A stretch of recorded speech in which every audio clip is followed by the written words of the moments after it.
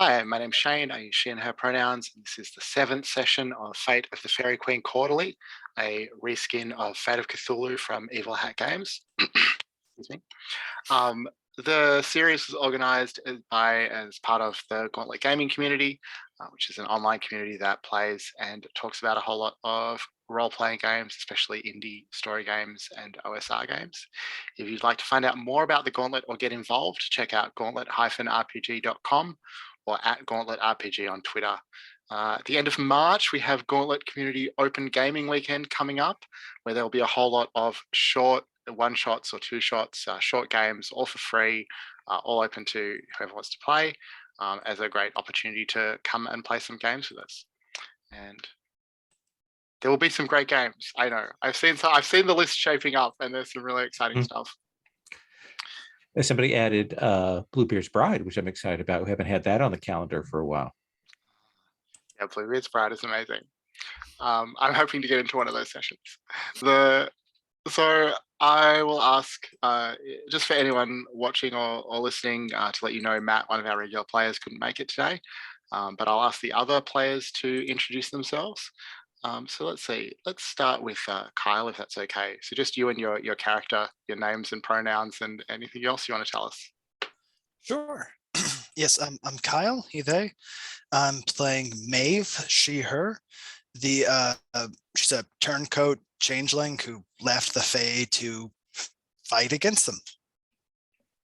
Excellent. Thank you. Oh, and everyone would have taken an advance after last session. So can you tell us about what advance you've taken or what's changed? Yes, I did. Sorry, I didn't mean to put you on the spot. You can come back if you want. Sorry, I updated I made the changes last week. Yeah, I'm yeah. having trouble remembering. Yeah, that's okay. All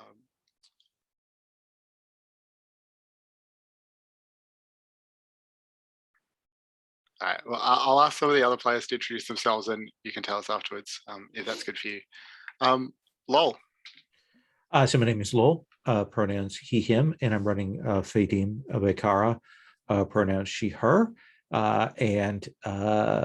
So she's still in that sort of violent mode, but in terms of skill upgrades, I moved a 0 to a +1. So I took a 1 in deceive, because I don't really have deception, not good at that. But I think after last week, maybe hiding some things, I took the +1 to that. And then I moved a +1 up to a +2, and I moved my crafts to a +2. And that way I can do potentially some outfitting, dressmaking this evening. And then I didn't buy a new stunt. I just raised my refresh up. Sweet. Thank you. Jose. Hi, everybody. My name's Jose, and my pronouns are he and him, and I'm playing Dr. Alonso Cifuentes, aka Dr. C, also pronouns he, him. After the events of the last, what do we call them? Events. After the events of the last event, we are, I think Dr. C has increased in both his capacity for empathy, and that's gone up to a 4, and which he was already strong in, but he's also gotten better at deception, and so he has gone up from a 2 to a 3 in deception, so he's getting a little sneakier. And he took a stunt called Not a Threat, which allows him to use deception to kind of convince everybody that there's no threat over here from him. He's innocuous. No need to look to stop Dr. C or attack Dr. C. He's a pussycat. And Kyle, did you work out what your advance was? Yes, I raised my crafts to 1 because I kept thinking that explosives would be really useful. And I increased my shoot by 1. Nice, cool. All right, so let me see.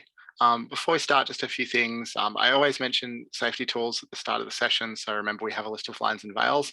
I've added a line today's session is about the Met Gala. There's going to be a lot of kind of real world celebrities. When I was originally planning this, I planned to centrally include a celebrity whose behavior over the last week has made it like not cool for me, someone who I don't want in the game anymore. So I've added Kanye to our list of lines. And just in that context, I guess I kind of wanted to say, like, we're all quite likely going to like sort of include real world celebrities in the game. I would like us to steer away from anyone who's like overtly, abusive or offensive or problematic in those ways. But I also, am not across celebrity gossip perhaps as much as I'd like to be. So it's very possible that I will, or that any of us will introduce someone who someone else finds problematic. So feel free to X card my celebrities. I will do the same for you. And I think we'll get through fine like that. Don't forget to bring your fate points up to your refresh value if you haven't already, and clear any stress, because we finished both the scene and event last time. Also, when we adjusted the timeline last time, one thing I forgot is that when you finish an event, you have the option to rewrite the timeline aspect if you want to. It's not mandatory. So you decided not to do that after the gingerbread church, but I just wanted to take a sec to see if you would like to change the aspect, resist anything except temptation, or if you're happy to let that stay. Any thoughts? I have found that one extraordinarily useful, so I would like to remain in place. Right. It's pretty good, yeah. Can I ask a question about those aspects? Yeah. When we use them, like say, I don't know, what fools these mortals be or something. I know we have to use them in order to get a check. We have to use them on a successful roll, on a roll that we're successful with. So does the aspect have to help us, or when we spend that fate point, or can it just be something in the mix that's part of the situation? It's not necessarily helpful, because when we use our own aspects to bump our a roll, it has to be somehow beneficial for us. Is that the same with this? I'm not quite sure how to answer. I mean, the aspect has to be relevant to the situation. Right, relevant to the situation, but what if it's something that's like really not good for that particular role, like it would be a bad thing for that particular role, then I wouldn't be able to use it, right? I mean, I guess you can still invoke it. You still have to succeed on the roll. So you would have to be rolling really well in the first place that you would be able to do that. Oh, because it would take away yeah. power from it. Oh, okay, got it. All right, so it needs to be positive. It needs to somehow be helping that particular action in some way. Okay. Yeah. If that comes up as an example and there's an incident where you'd like to try using it in a different way, we can talk about it. I think I might find it easier with a specific example on the table. Sure. Okay. Cool. So we are starting a new timeline event today. So far in the game, you've stopped Alexander Cochet from building his gingerbread church, and you have defeated Rumpelstiltskin before she could inflict her dancing plague across the earth for the queen. And I guess, I had a nice time with some scenes on the flight last time. And I guess this time, maybe Bear is just sort of dozing, not Dr. C as is more common, but the three of you are sat across the aisle on the plane. And I'm just curious about how, the events so far, or whether the events so far have sort of changed the ways that you see each other. So, I mean, Maeve, for example, you have in the past thought Dr. C was soft. Now you know that at least in some timeline, Dr. C, heads off 1,000 years into the past and battles and sort of defeats the Faerie Queen. Does that change your view about him? Does it confirm your view about him? Like, how does that sit with you? I think it's just confirmed my view, because I mean, yes, he can do great things, but the version of him that did all that time travel heroics is so different from this one. Yeah, fair enough.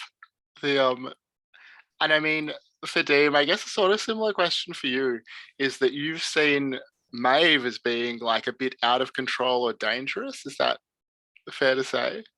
But Maeve had a really good showing for herself in Berlin.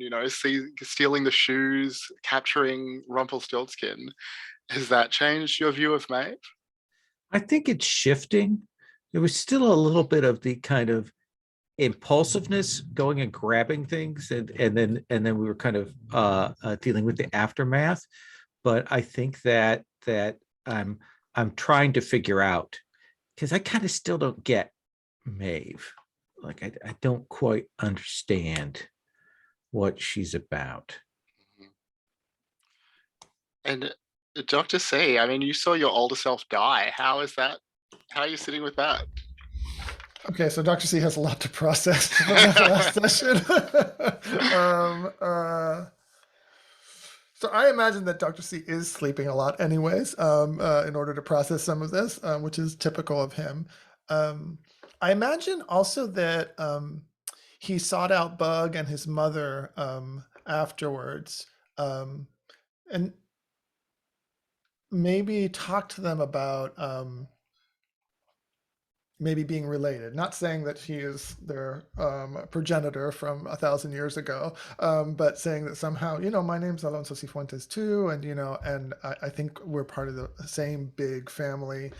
And now that this is out of the bag, it's clear that we've been targeted, and just making a connection with them, seeing, feeling that he wants to make a connection with this greater family that's probably enormous, but he wants to be in on that. And he also probably got a copy of the book, and maybe connecting with her. Was her name Elena? Maybe I can't remember.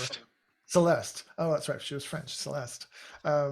Celeste. Maybe connecting with Celeste to kind of try to get more and more of the lore around what happened 1,000 years ago, to see if it's of any use to us now. And yeah, so I'm thinking he's a little bit pensive about what happened, and a little distracted, still processing all of that. I'm thinking with respect to Fadim, there was that moment, well, when the alternative Dr. C passed away, that Fadim showed a lot of compassion for Dr. C. And I think that was kind of an important moment for him in terms of feeling cared for by her at that moment. So he's kind of looking on her in a new light, maybe. And And with Maeve, I think he thought she was, trigger happy crazy, and and now he's come to respect her more after the incidents in the plaza and the taking down of Rumpelstiltskin. He doesn't think she's always going to shoot somebody in the head. The team's grown a little closer. That's cool. I'm also interested in how your characters see things going overall. You're sort of halfway through this mission to try and save the timeline. You've had some successes, but maybe not always. Not everything has gone your way. Does the glass feel like half full or half empty?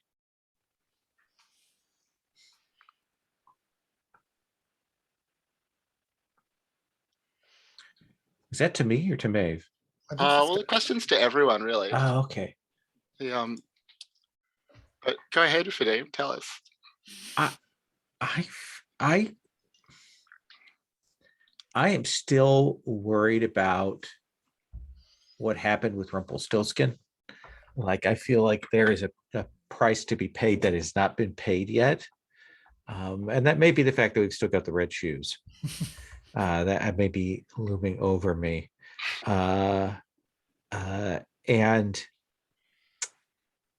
we're not even halfway there, and Bear is starting to crack. Mm-hmm. And I'm really worried about that.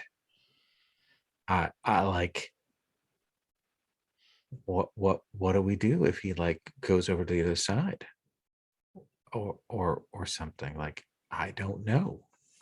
I'm not sure. That was a close call on the plaza. I don't want to have to kill him. I would really, really feel bad afterwards. That's always your first choice, isn't it? My goodness. This is Bear we're talking about. I- Salvation, redemption. If we get to the killing part, we'll get to the Salvation killing is your part. business. Literally, Dr. C. It has never been my business. Okay. Yeah, I mean, Rumpelstiltskin was able to turn Bear against us with maybe 5 minutes of talking to him. So, I mean, Maeve is definitely like eyeing you both up. Like, what's it going to take to get you to turn? What happened with the? I wasn't there, Fadim. What happened when he met his lover? He's still asleep, I think. Yeah, he's snoring. He's still asleep. He wasn't quite with it that this was not the same person. And it took him a bit to kind of get that through his head. And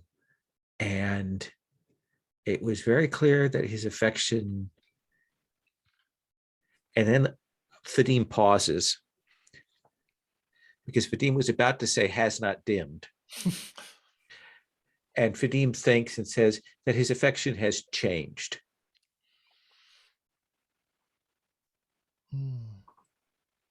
So if this guy shows up again, Thorn,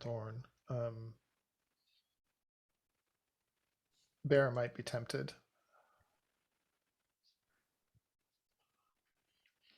And that's where you think you have to kill him. Couldn't we just kill Thorn? Here's the thing: is I don't think I think to say that all of us have only one weak spot is to be very optimistic. I suspect all of us have many levers and pressure points, and I think you, as a psychologist, know that better than anyone. And these Fae are very good at finding them. Yes. I mean, Fadim speaks from personal experience here, right? Mm-hmm. Yeah. What about you, Maeve? Do you feel like things are going well overall? Like, how do you feel about the mission? There's that expression, call no one lucky until they're dead. It's not over till it's over. Yeah. And what does Dr. C think? He was, the least prepared for all of this in some ways. Well, Dr. C feels like things went better this time than last time. We didn't fall flat on our faces like we did a couple of times in the first mission. So he's feeling the glass is half full.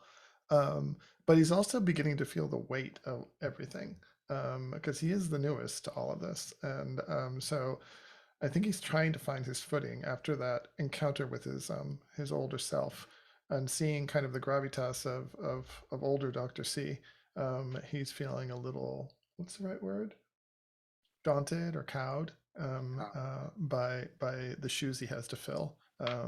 And so he thinks it went pretty well, but he's hoping he can keep this up because there's still a long way to go.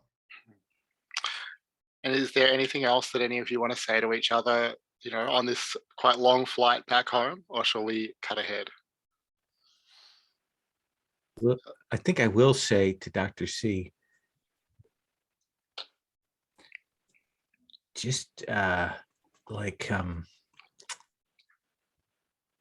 you really, like, neither of us are New York society or New York or any of that kind of stuff. We're really going to have to look to you for the lead in this. No pressure. Nope, no pressure. I'm just saying. I will do my best, and I will keep Shanat close as possible and keep an eye on him. If I see something that disturbs me, I will let the two of you know. All right. So the next event that you hope to change is called A Midsummer Night's Dream. It is basically at the Met Gala. I'm just going to go through some stuff that you'll know, either from just Google, like basic information that you can get about the gala, or things that you know specifically from the future. So the Met Gala is a massive fundraiser for the Metropolitan Museum of Art's Costume Institute. That's held every year, attended by lots of celebrities, politicians, sports figures, influencers. Like, you don't have to be a complete A-lister to get on the invitation list, but you have to be somebody. The guest list, the seating chart, all that stuff, closely guarded and controlled by Anna Wintour of Vogue. One of the most exclusive invitations in the city. Society types are sitting by their phone on the day in their outfits, hoping they might get a call to say that a spot has opened up. This year's, there's always a theme. The theme for this year is A Midsummer Night's Dream.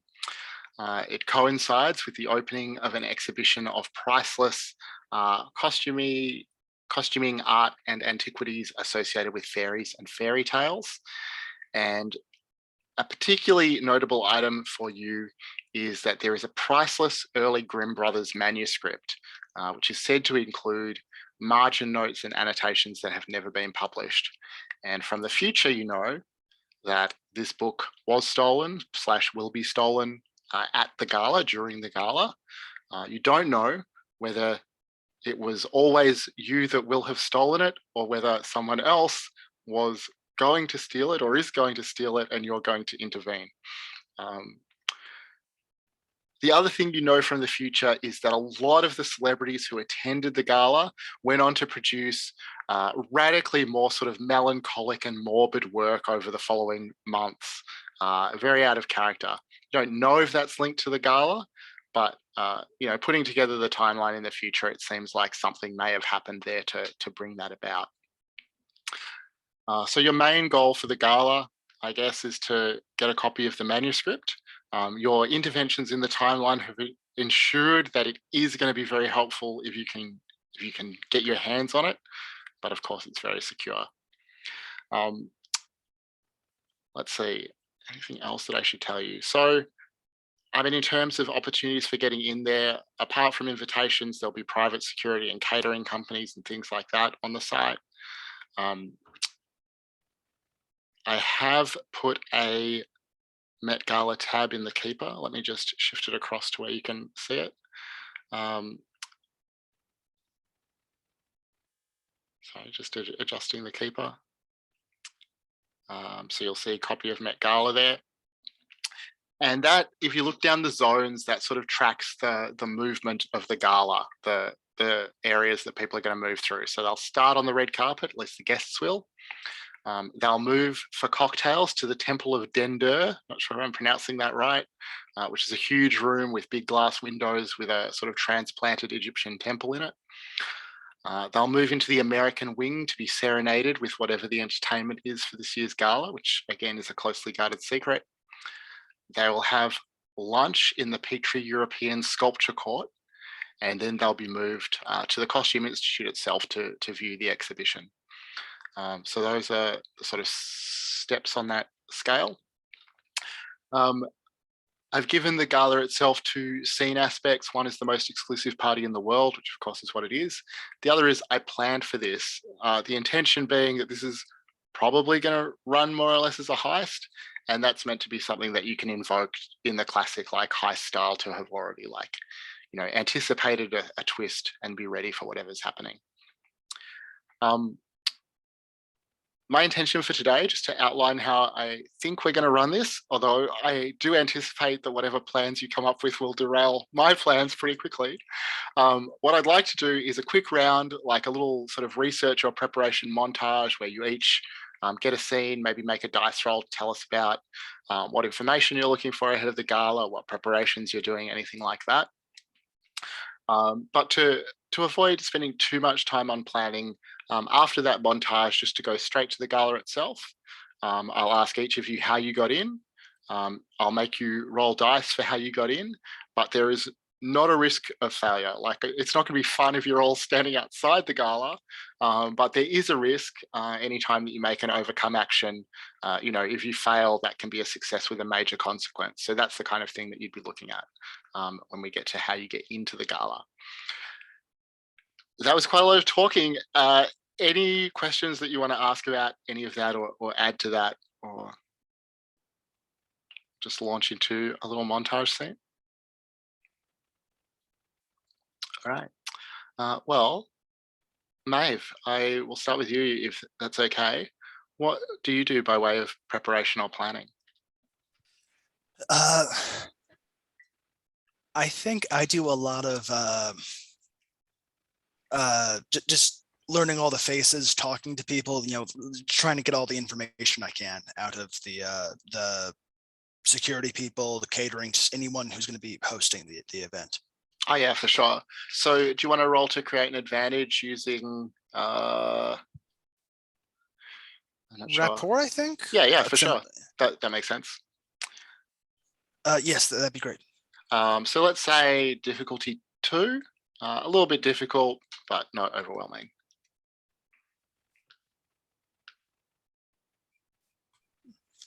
Has everyone got the link for the dice roller? Yes. I got All right. 4. So you succeed. So you create an aspect. Do you want to give with a free invoke? Like, should we just call it like in with the staff or something like that? That sounds good. Cool. All right. Fadim, what do you do by way of preparation? I am assembling essentially costuming pieces, not full costumes, but things that we could like slip on, reversible, that kind of thing, so that, if we're in there, we could change costumes so people can't tell that it was just us, but also to kind of blend in as we need to. So if we come in through the servants through the servants' quarters, through the staff ways, then we can change into something that looks a little more appropriate. And I'm going to try to create advantage with crafts. Yeah, I think again difficulty is probably 2 for that. Okay.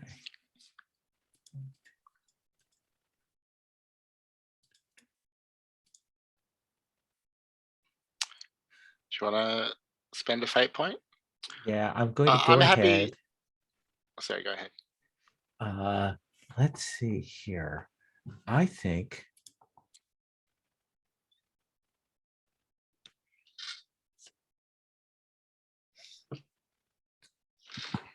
I'm trying to fool people, and I think I'm looking at these pictures of these wealthy people and stuff like that, and my dander is getting up. So I'm going to spend a fate point and invoke what fools these mortals be. Nice. For this deception. All right. And what do you want to call the aspect that you create then with 1 free invoke on it? Costume with an exclamation point. Nice. Excellent. And Dr. C, what are you doing while Maeve is talking to the locals and Fadim is hard at work at the sewing machine?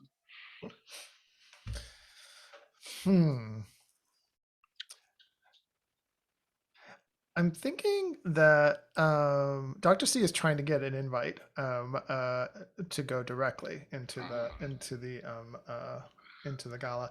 A lot of these influencers actually have mental health issues and have been seeing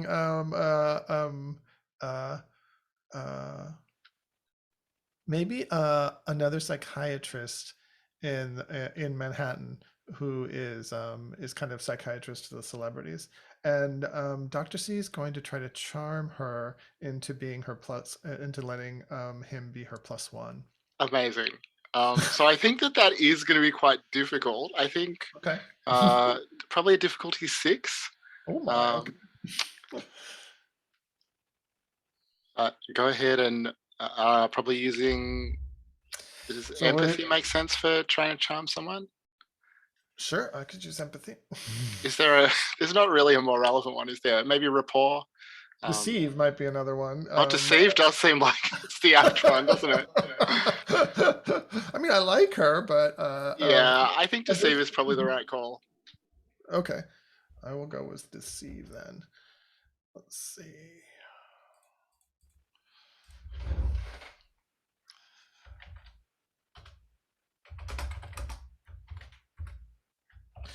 All right, let's see what happens.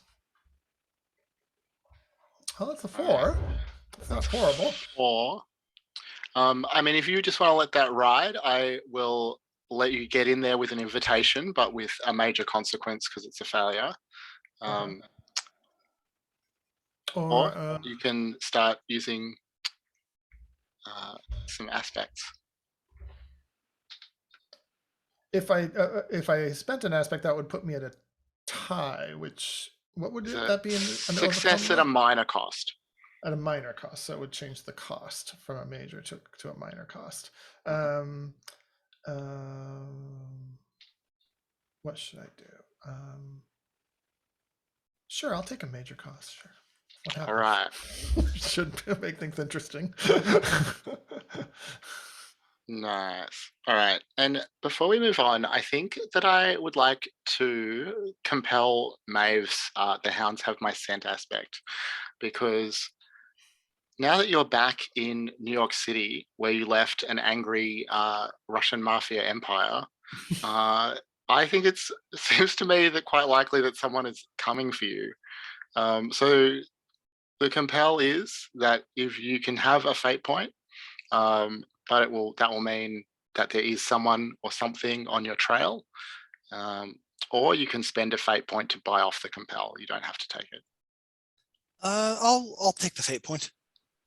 All right. So let's see. I mean, in that case, I think someone will catch up to you before we get to the Met. So the three of you, we established that the three of you like to meet in the laundry downstairs. Is that still right? So I think that one day when you walk in there for your discussion, Maeve, you immediately notice that there is a bullet sitting on top of one of the washing machines. When you examine it, you see that there is a phone number engraved on the side of the bullet. I take out a burner phone and call the number. So the person on the other end of the phone has some sort of like voice distortion device, so you can't really tell who you're speaking to. They say in this, heavily robotic voice, Maeve McClory. I have been called that. You should come and meet me somewhere public. Or you could just tell me what you want now. I've been paid to kill you. And I want to see if you have a better offer for me. I absolutely have a better offer. I'd rather not go be an obvious target. Let's negotiate over the phone.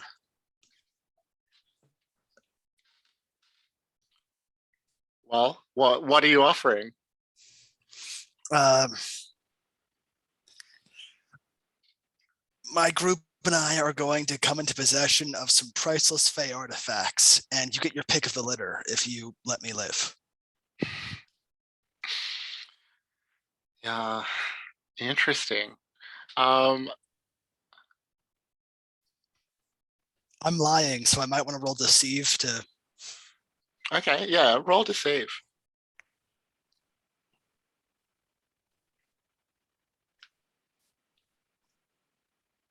Four. All right, so I'm going to roll opposition for them.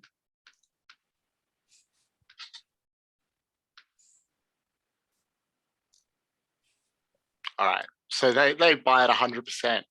And they say, "Well, who are you working for? Who's trying to steal these artifacts?" Well, it worked well last time, so I'm gonna say it's the Owl's Head Devil.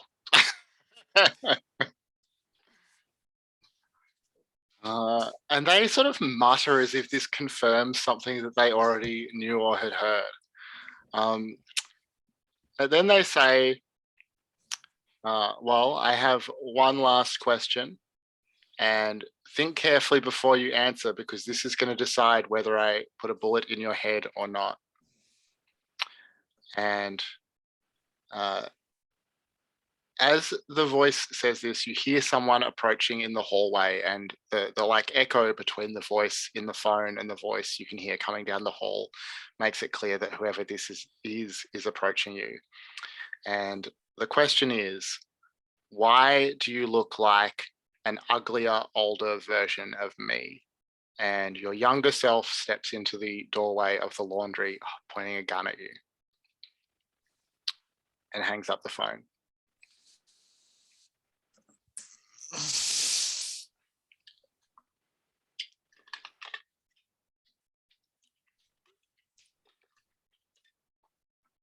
Do you really think you were the first Maeve? Amazing. I think that she'll say, like, well, yes, I can see there were some flaws in the earlier models.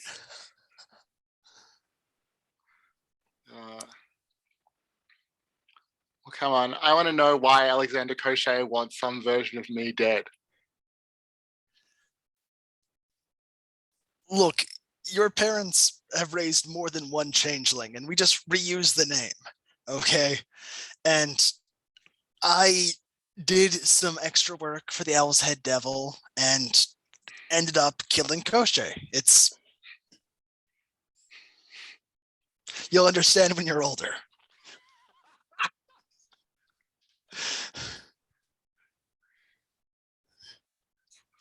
And okay. Well, you didn't do a very good job killing Cochet, because he's still here and he still wants your head. And I think you understand the position that I'm in, because if I've taken the contract, if I don't pull the trigger, well, he's going to send someone for a second Maeve. Okay. Well, this puts us in a tough position because we had the same parents, for basically sisters. I have to take care of you. So look, we have a job here. It'll be over quick. I'll fake my death. We'll find some evidence for you to bring to Cochet, and that'll be that. Takes that in. Why don't you go ahead and roll with rapport to see if you can overcome her resistance to your plan. 6. All right, I will roll her opposition. All right, she buys it. In fact, you succeed with style. So what do you get on a success with style to overcome? I think you get a boost. Is that right? Sorry. You get a boost. Can I suggest that the boost might be that younger Maeve will help you out one time? That sounds pretty good, yeah. Favor from younger Maeve. All right. So she is willing to accept what you've said. She's going to give you a few days to do whatever you need to do. But she's not risking her own life for you. If you don't do what you've promised, there won't be a phone call first next time. You just won't wake up. And she backs out cautiously. Your parents won't remember me, so don't tell them I said hi. I will not be telling my parents about any of this. All right. Once she leaves, I'll turn to the others and be like, so if she dies, do I disappear?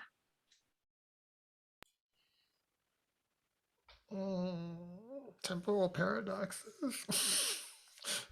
How about let's not fuck around and find out. Good point. Like, let's be real careful with that.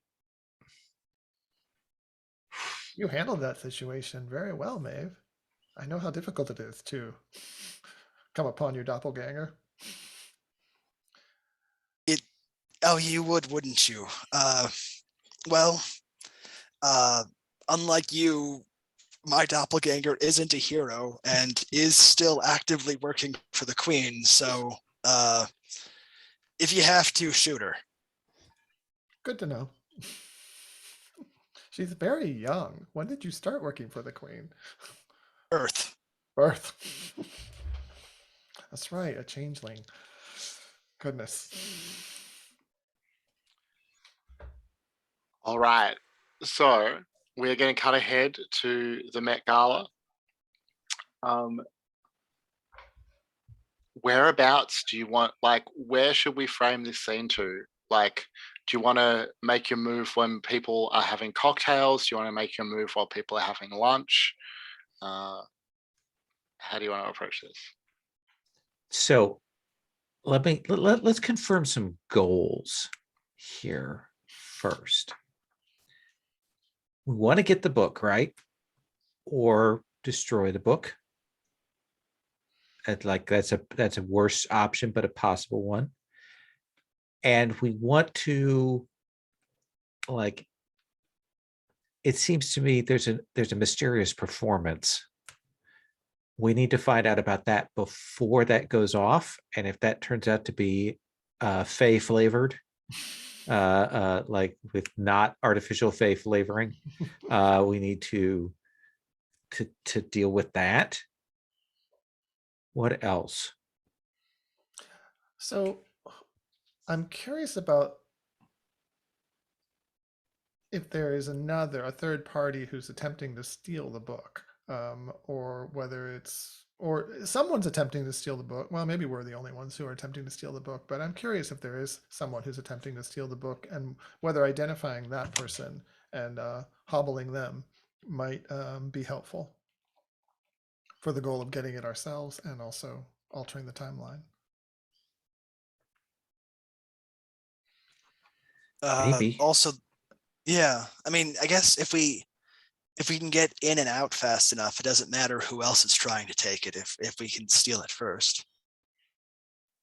But there's also, I mean, a whole bunch of other Fae artifacts. Are we only going after the manuscript? Do we want to steal or destroy the rest? You're going to blow up the Met Gala? I'm waiting for him to say it. Yes.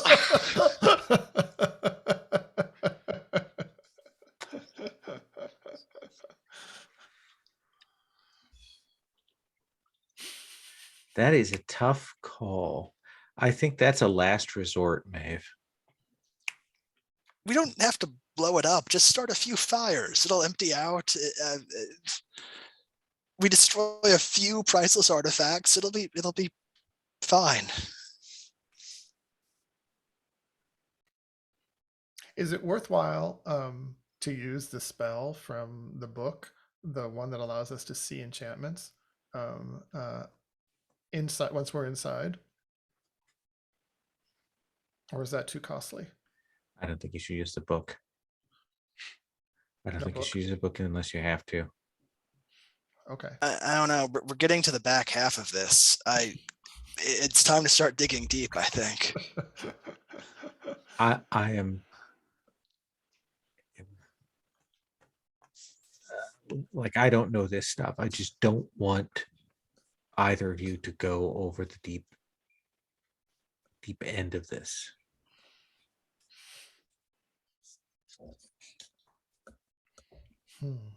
It's good the bear's not here to stop me. Let's get in. You two deal with the artifacts. Figure out how you want to handle that. Have the book with you. I will check on the musician side of things, or actors, or like play within a play that's going to be going on. Like, it's it's bottoms all the way down, you know. So we're gonna figure that out. Okay. Sound good? Sounds like a plan. Okay. All right. So there were these Um, stages: red carpet, cocktails, lunch. Is that how it goes? Cocktails, then just a bit of a look around the galleries, Mhm. then lunch. Okay. One other thing that I forgot to mention from my research into what the Met Gala is actually like is that there are also quite a lot of green rooms, like small private spaces set up around that might be useful for you to duck into or something like that. Specifically for celebrities whose outfits are too cumbersome to wear for a whole day to change into something more. Cool.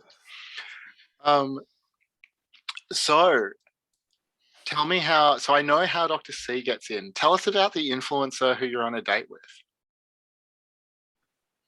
It's the psychiatrist of influencers. Sorry, psychiatrist who influences. Uh, Surely bas- has like a self-help book or something that oh like yeah, oh makes yeah. her She's a people her published notice. author. She's very very media savvy. Maybe her name is Alicia Reyes. Alicia Reyes. She has like Yeah, a podcast as well, right? Like definitely. Esther Hmm. Perel style. Hmm. And of course, she, walks this very fine line between confidentiality and gossip, but she manages to let it be known who her clients are without divulging anything that will get her in trouble with an ethics board. Although she's probably had to pay off the ethics board a few times. Uh, There's just a look in her eye when she sees one of her patients, like she wants you to know. exactly. Amazing. So.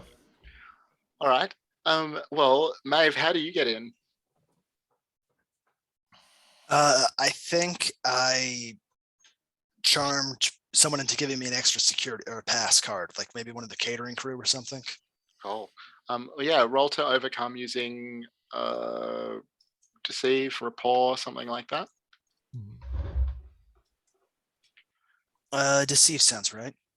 All right. 2. So that'll be a tie, so a success, but it will put you in a somewhat worse spot. Are you okay with that? I'll spend a aspect or a fate point Mhm. on what fools these mortals be. Nice. So you have like security clear. So you basically have security clearance, right? You've got your security outfit. You look like any of those security guards. You've got the earpiece that will let you like track the movements of security if they are looking out for anything in particular, and you're in. Fadim, what about you? So Fadim remembers a book that they read when they were a child that has stuck with them, and actually is very excited about this plan. And essentially, they go the night before, and using their burglary skills, they conceal themselves in the Amazing. museum overnight and kind of like hide themselves. So the gallery is closed the next day to general visitors. Mhm. And then once things start, I kind of pop down, get changed, and go in. So I want to use burglary to Frankeny Basilweiler this place. Excellent. Go ahead and roll. So I think a difficulty of 4 makes sense to break into the Met and hide yourself there overnight. Oof. It's a -3. So That will be a success that puts you in a bad spot. So I'm going to need to re-roll. So let's start with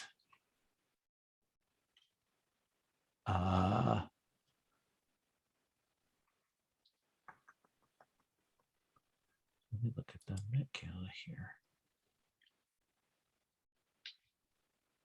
I'm going to invoke I planned for this. Like I would have gone in over the course of the week ahead to get things set in place. So I'm going to use that first one. I'm going to spend a fate point, Right. And do first re-roll.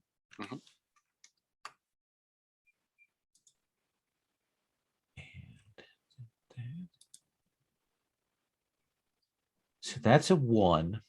Mhm. So I'm going to take the free invoke from the costumes.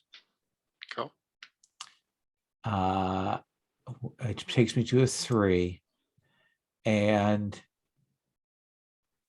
I'm going to spend 1 more fate point, take myself down to 2. And I am going to invoke. I think I'm going to do this.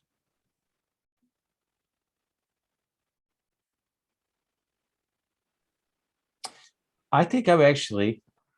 And Kyle, you can put a mark on the resistance track because you use that aspect. I think I'm going to invoke the Queen's servants are ruthless and powerful because I was a servant. Oh, nice. And I think it is like I'm all excited about like a night at the museuming it, but in fact I have to like stay up in the ceiling of something and hold myself there for hours kind of waiting, and it is not fun, but I've said I'm going to do this, so I do it. Amazing. So that will be a success. And I want to ask, when you emerge, like, are you going to be dressed as a caterer, as a guest, like big glamour? What is your outfit? I think it's my usual like sort of Berlin street punk kind of costuming with a little bit of fringe on it. I think that is just weird enough and out of place enough that it will fit in as a costume. Because why would somebody sneak into this gala dressed as a Berlin club rat? You know. All right. And I should ask as well, what will Dr. C's outfit look like? Are you in a tuxedo or something beyond? Yeah, I am in uh it's kind of like a tuxedo. Yeah, it's a tuxedo. It is a tuxedo, only instead of pants, it's a skirt all the way to the floor, a floor length black skirt. Beautiful. And then he has a what do you call it? A waistcoat that is a pattern of thorns and roses, like in the briar rose kind of theme, and yeah, a cravat and some kind of large rose cravat pin that catches the eye. Yeah. Nice. All right. Well, with everyone inside the gala and the performance about to start, I think we'll take our first break. So we'll come back in about 10 minutes and see what happens. I do have a mechanical question before we go. Please. Yeah. We filled the resistance track, and then I've got another tick to put on it. So where does that extra go? So mark a ripple and then Oh. clear the track. Okay. Yeah. And then, of course, add the one that you've got. Yeah. Cool. Anything else? All good. All right. Well, I'll see you in 10 minutes.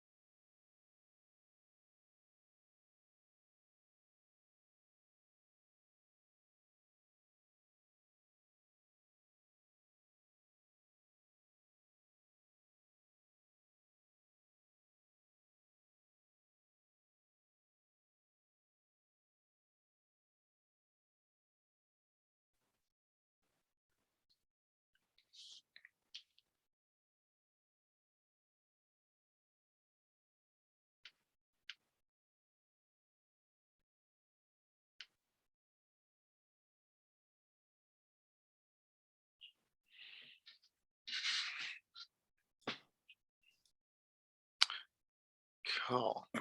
All right. Everyone good to continue? All right. So you have all found yourself one way or the other at the Met Gala. You are in the American wing, where some space amongst the classic American art has been cleared for a small stage and a performance of not the whole of Midsummer Night's Dream, but some highlights being performed. I think we have like Jared Leto as bottom, probably. No, some space for you to fill out the cast as you prefer. The celebrities are taking some time. The A-listers, the beautiful people, taking some time to check out the space and the art and the performance, and we'll head on into lunch soon. Maeve, I would like you to make a notice check to see if you pick up on something that you would plausibly figure out around here. Right. The 5. I'm going to roll opposition for this one. All right. Oh, so you succeed with style. Very nice.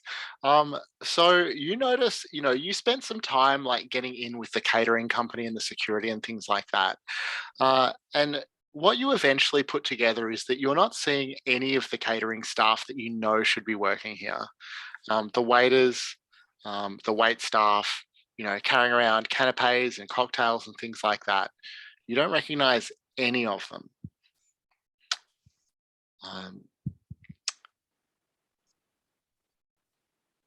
What do you do? Okay. Well, first off, I'm gonna tell the others, like, hey, something's happened. They've either swapped out all the catering people or something. It's not the same people. Do you have little in-ear headphones, or how are you communicating with each other? Yeah. Oh yeah, I assume we have Bluetooth little headsets. The wire coming down.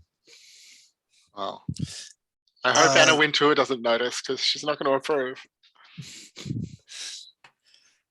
Since I'm in like security uniform, I think I'm gonna bump into one of them and be like, "Oh, I'm sorry, I didn't mean to get in your way there. Are you new? Didn't see you around here before." Just try to get some information. Yeah. So I think he kind of like mumbles that he's not supposed to talk to anyone. Keeps his eyes pointed at the floor, and just goes about his way. Okay. Yeah, there's definitely something fishy about them. Do we have time for me to try to tail him, see what he's doing, or do we want to focus on the manuscript? You two focus on the manuscript. I will go and try and slip back to wherever they're taking the food from and stuff, because if this is a whole catering staff setup, then they've got to have something back there. I mean, I assume that definitely as part of the planning that you've done for this, which is an aspect, so it's always true. You have a sense of the layout, so you're going to know where the kitchen is, like where they're going to be bringing the food from and stuff like that. So I think that works. Does that mean that Maeve and Dr. C are going to try and slip away and get to the Costume Institute?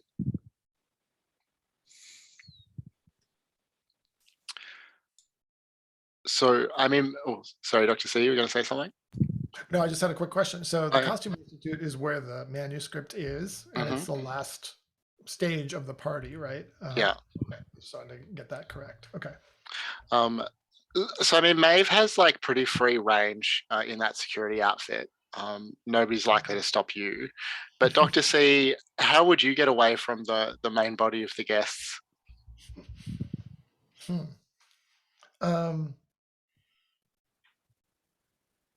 That's not going to be easy, unless I have a wardrobe malfunction and I have to run off.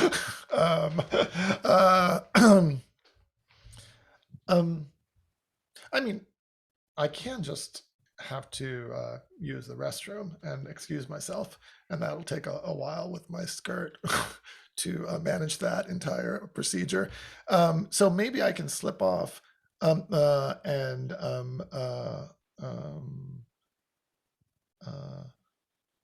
see if I can make it to the Costume Institute and to rendezvous with Maeve there. Yeah. I reckon a stealth overcome action for that, Okay, kind of sneaking away. let's give that.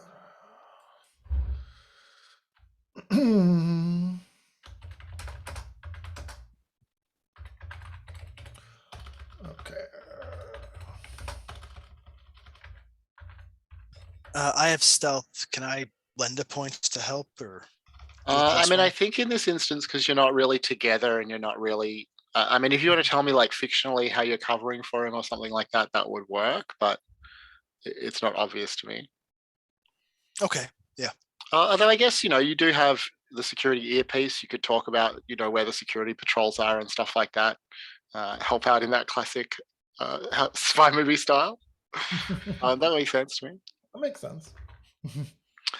Um, So I'll do that with a +3 then. Okay.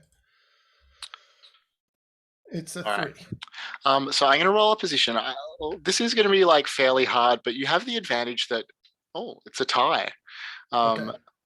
The security are not really looking to like stop the celebrities from stealing the art, so you're not up against the like highest level. Security is more focused at this point on keeping the public out rather than managing the people who are invited guests. Within.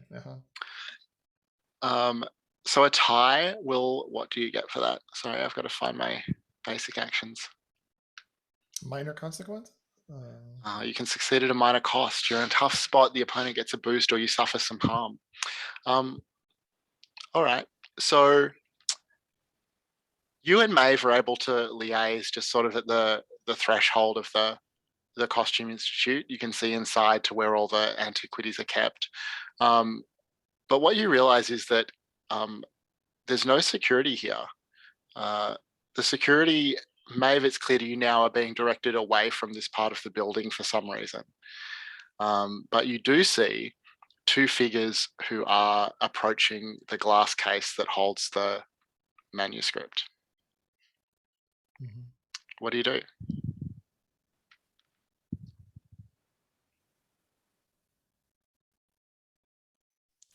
This part of the gala is not open to visitors yet. I'm going to have to ask you to rejoin the party. Does Dr. C go with Maeve as this happens, or Dr. C holds back and then stumbles in as if he hadn't been with Maeve, and he starts saying, "Oh my gosh, this is beautiful! Look at all these artifacts!" And he starts creating a bit of a distraction. all right. So these two people, a man and a woman, both in, pretty plain suits, nicely dressed but not celebrity nice, will just sort of look up a little frustrated, start walking towards Maeve with an eye on Dr. C. They both pull out ID. They both show you their FBI credentials and start saying that they apologize. They thought this had all been cleared with security. They're here investigating a national security matter, and they're going to have to ask you both to leave the institute now. But let's go see what's happening with Fadim, and we'll come back and pick this up. Okay. So Fadim, you sneak away to the kitchen. I'll get you to make Sneak away. Well, sorry, go ahead. I've got an even more subtle idea. Beautiful. So there are a bunch of these caterers moving around, men and women. And there are these various green rooms and things like that, sort of side things. Then I want to size them up and essentially draw someone who's relatively my size into the one of those green rooms. And then I'm going to choke them out. Like one of the caterers specifically? Yes. Since I know they're not that they're there in some duplicitous fashion, I'm less concerned about rendering them unconscious. Yeah, for sure. So Yeah. I think so I don't think that I'm convinced that Fadim can drag a caterer into a room. That's fine. But Yeah. without being seen is the hard part. So I think this is a overcome using stealth. Ooh, interesting. Okay. Then I will go ahead and roll that.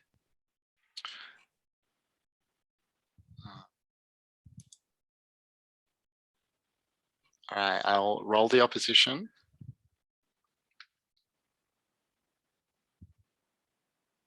All right, you succeed. So I would like to compel one of your aspects here. Your allergic to magic aspect. So the compel is basically the question, what symptom do you start to experience as you drag this person into the room? Or do you want to spend a fate point to shake it off? I think I start weeping bloody tears. Oh my God. Okay, we'll take a fate point. You definitely feel the magic like radiating off this person. In that case, it's not a choke out. It's a sucker punch throat shot at that point. Okay. Well, yeah, I guess you'll make an attack roll then. Yeah, but I suspect that the bloody tears is going to alert them. So I suspect they can defend against this. I think compel wise, it's fair if they realize that they're in a situation that is not entirely what they thought it would be. Yeah, I mean, I think you drag them in here. You can get a shot off at them, but it's going to be a fight. Okay. This is the time I get to use my stunt. So I'm going to roll fight. Nice. What does the stunt do? The stunt gives me a +2 when I start a fight on that first Nice. shot. Excellent. Oh my That's God. an 8. I don't think there's any way they could not be taken out in this, but let's let them roll anyway. This is my wheelhouse. It really is. Oh my my! God. Oh my God. For anyone watching or listening, that is so Fadim rolled a +8 and the caterer has rolled a -3. So that is 11 shifts of harm. That is the largest margin I have ever seen in a Fate game. So I'm happy to just for you to have some like authority about how they're taken out exactly. But certainly one thing that happens is that the glamour is like destroyed, like the glamour fades.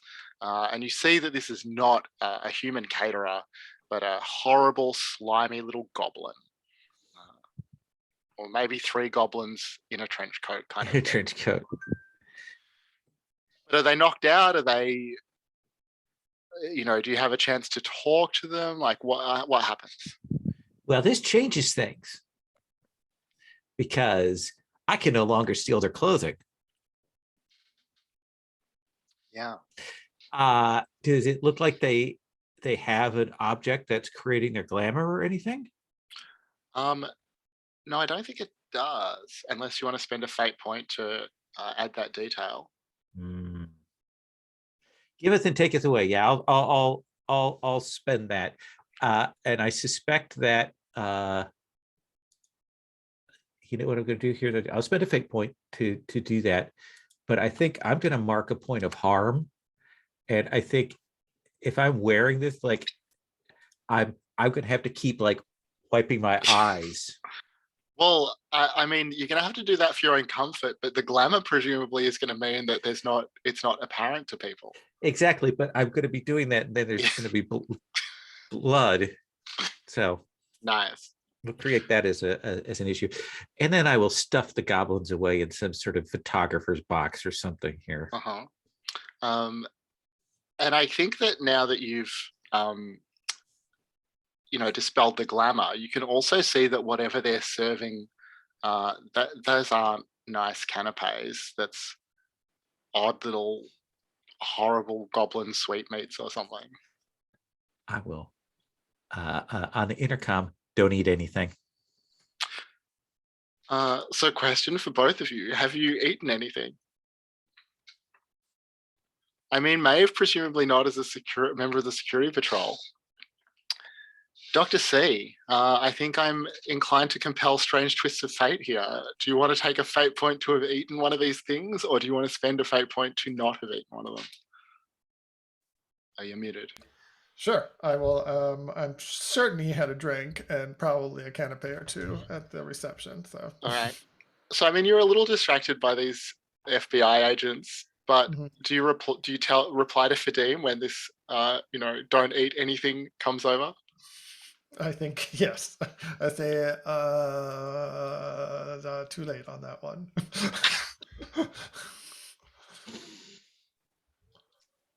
I don't envy you later tonight. How bad is it? Over and out. Great. Oh, I say it's not gingerbread. It's not. So let's go back then to the Costume Institute. So, Maeve, these FBI agents are asking you to leave. What do you do? With the FBI? I'm Treasury Agent Maeve McClory. I am investigating possible fraud and forgeries among these artifacts. He looks at you very skeptically.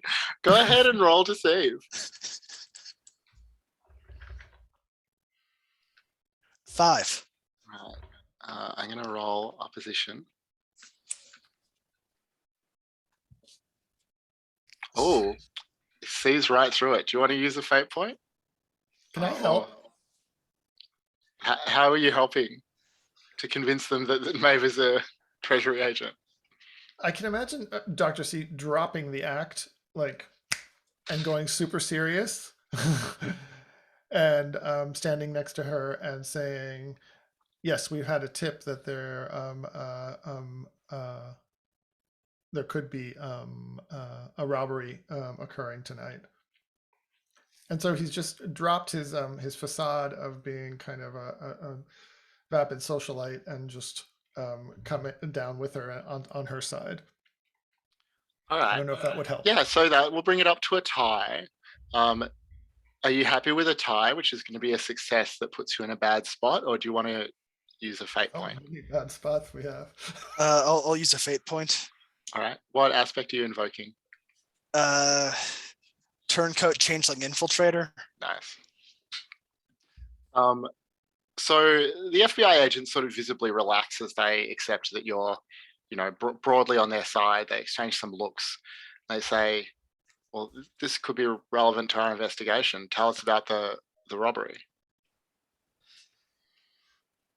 Yes, we've heard, we've received credible evidence that some or perhaps all of these artifacts will be stolen during the cover of the gala and swapped out with fakes.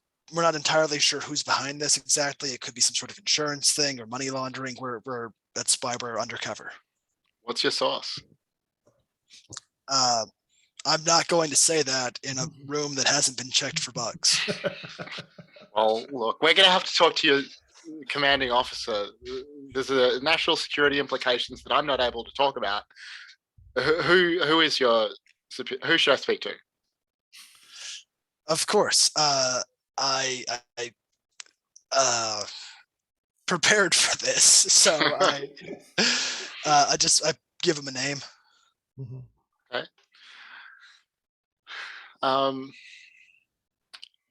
And when you say you prepared for this, do you have the name of like a legitimate figure in the hierarchy of law enforcement, or are you making up a name? I think I legitimately looked up a moderately high level person in the Treasury Department. So someone they might recognize the name. Okay. Yes.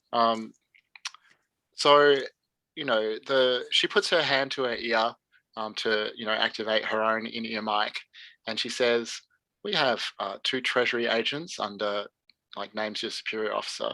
They have credible intel regarding possible theft from the Costume Institute Gala. We are Sorry, how do you want us to proceed? All right. And she says, look, can we find a green room or something where we can talk about this? We're obviously going to need to exchange information here. Absolutely. But can I see some ID, some badges before we go? So she nods and pulls out her badge again, and she immediately tries to hit you in the face with it. So let's see. Maybe we'll go back to Fadim first, and then we'll come back and see how this combat plays out. So Fadim, you look like a caterer now. What do you want to do? I am heading down to the bowels, the catering, like kitchen things, and trying to see if I can find, if there's goblins, there's somebody that's in charge, because you don't just let goblins run around like this. They don't keep themselves in line. Yep. They are made for mischief. So I am try and find somebody like a tier or two up. All right. So as you head down towards the kitchen, you realize fairly quickly that that can't be where the goblins are coming from, because they're not coming back the other way. So you can head down to the kitchen, try and find out what's happening there, or you can try and trace back the way the goblins are actually coming. I'll try to follow the goblins' trail. All right. So it's not at all hard to do. They're not sort of really trying to conceal themselves. They are coming from the Petrie Court, the sculpture garden where the dinner will be served. And as you enter that room, the blood tears come thicker and faster.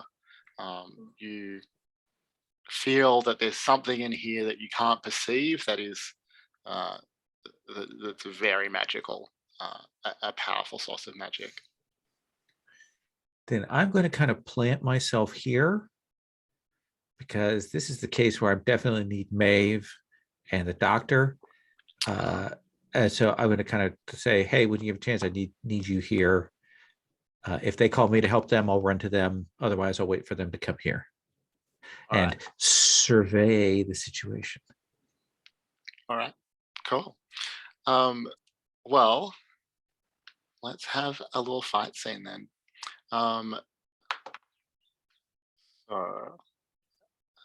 Sorry, bear with me for 1 sec.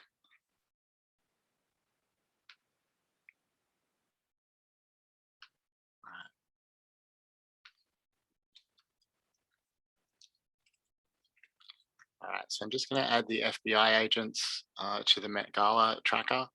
And I'm going to add their aspect.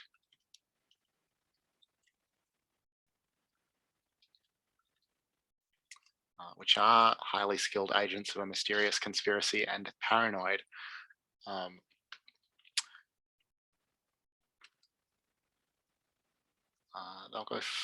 They're going to take the first action. They're going to take a swing at you. I'll add Fadim to the initiative, although I'm not sure that you're going to end up taking a turn. Okay, so the agents are going to start. They're going to swing. One of them each is going to swing at the two of you. So let's start with one. Okay, so that's a 2 to attack. Maeve with a punch, so defending with athletics.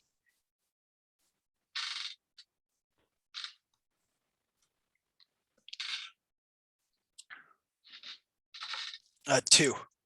That's a tie.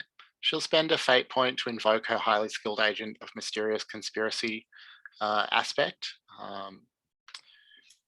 to bring that up to a success by 2. What do you want to do? I'll take the stress. All right, so take 2 stress. The other agent will try and hit Dr. C. Okay. 1 second. Just roll the attack. So that's again a 2 to hit. Roll athletics to defend. Ooh, all right, so that's a tie. There's a lot of 2s happening. He will also spend a fate point to invoke his highly skilled agent of a mysterious conspiracy to bring that up to 2 points of stress. What do you want to do?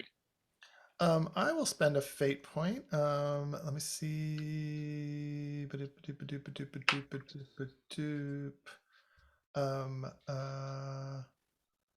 Maybe I'll.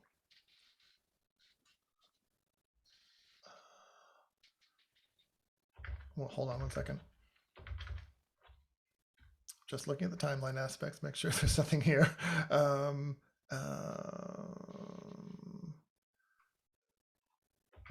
Nope. And sorry. My aspects.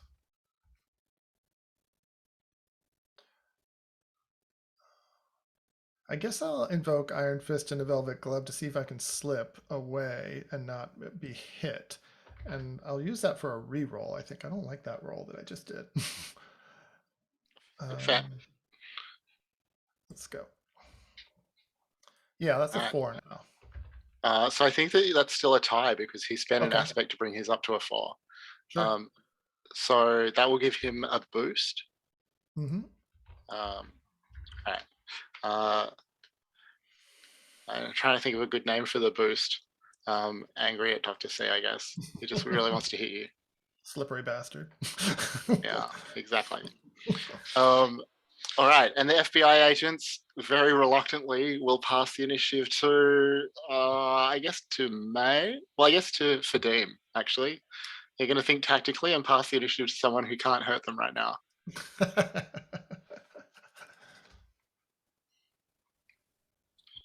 Fadim, do you do anything? You're muted.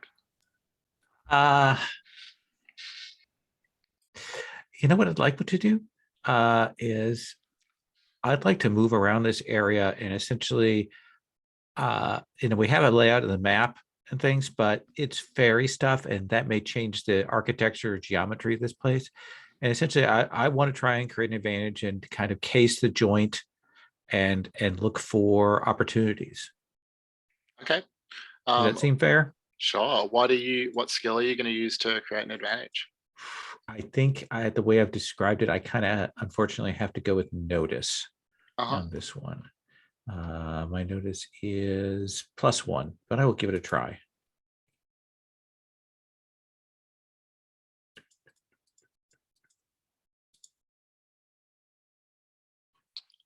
Oh, not at all.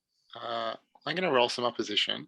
Yeah. So you don't succeed in creating an advantage, but you definitely, like, as you move around, your allergy is clearly gets much worse as you approach the middle of the room. Like maybe almost to the point that you can't really get close enough to figure out what's actually there. But you get the sense that it's something big, like the perimeter, the sort of radius, the way that it affects you. Something big in the middle of the room that you can't see. I suspect I have to fall back at that point. Like I'm probably getting ill, so I will fall back. All right. Do you want to head towards the Costume Institute where you know the others are, or do you want to head back to the? Yeah, I think so. All right. All right. And who will you pass the initiative to? Maeve? Maeve, what do you do?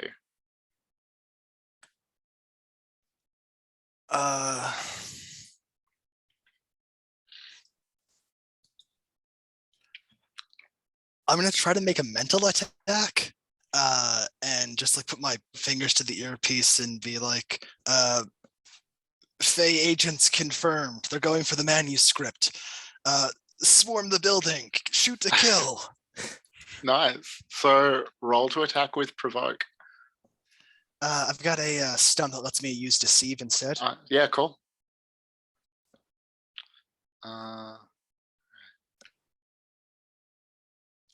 2. I'll roll for them to defend. Oh, yeah. So they succeed with style to defend. They've rolled really well in that one. Do you want to use any fate points? Let's see. If I spend 2, I can get us to a tie. If I invoke their aspect of paranoid, do you get an extra fate point? Not if you invoke it. Okay. Then I'll invoke their paranoid aspect.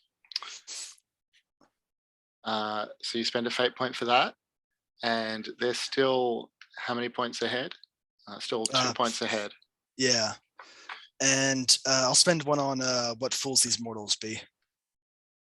Okay. So that'll bring you to a tie. So you don't do any actual damage, but you create a boost for yourself.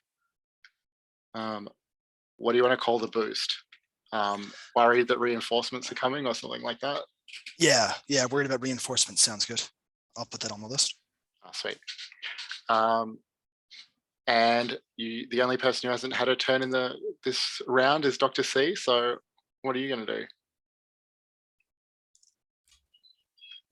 I think Dr. C is going to follow up on Maeve's lead and also make the mental attack around the paranoia, and also talk into his earpiece about reinforcements. Let's see if I can do that. And I can use my stunt for that. So I think I roll with empathy, actually.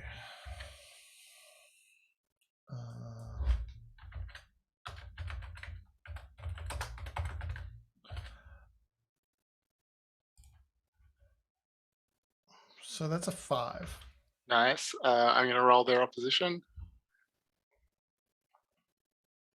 All right. So you succeed with style. Oh, sorry. It's not a success with style. You just do that much. It's an attack. Mental stress. Yeah. Mhm. So they will take 3 shifts of harm. Let me just check. Okay. And I guess it's individual when you're doing an attack. So is it the male or the female agent that you're attacking here? I know that doesn't quite make as much fictional sense. Let's just say it's the male agent. Okay. So he really is taken aback by that. I think he starts, sputtering into his earpiece that they, need to fall back, something like that. But that's the end of the first round. Who do you pass the initiative to? Or do you take another turn? I'll pass the initiative to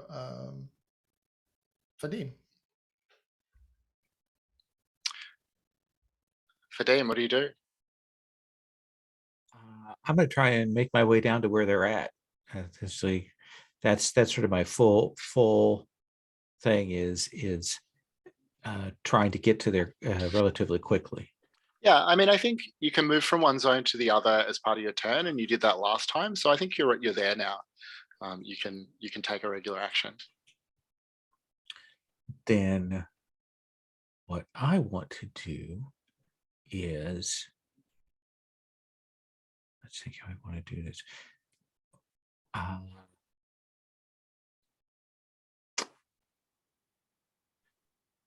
The case that is holding the manuscript, what does that look like? Well, do you want to describe what it looks like? I'm imagining a glass case with some sort of sensor attached to it, maybe some lasers inside. But I'm happy for you to take the lead on describing the security here.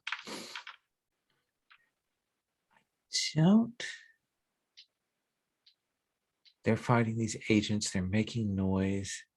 Do I want to do that?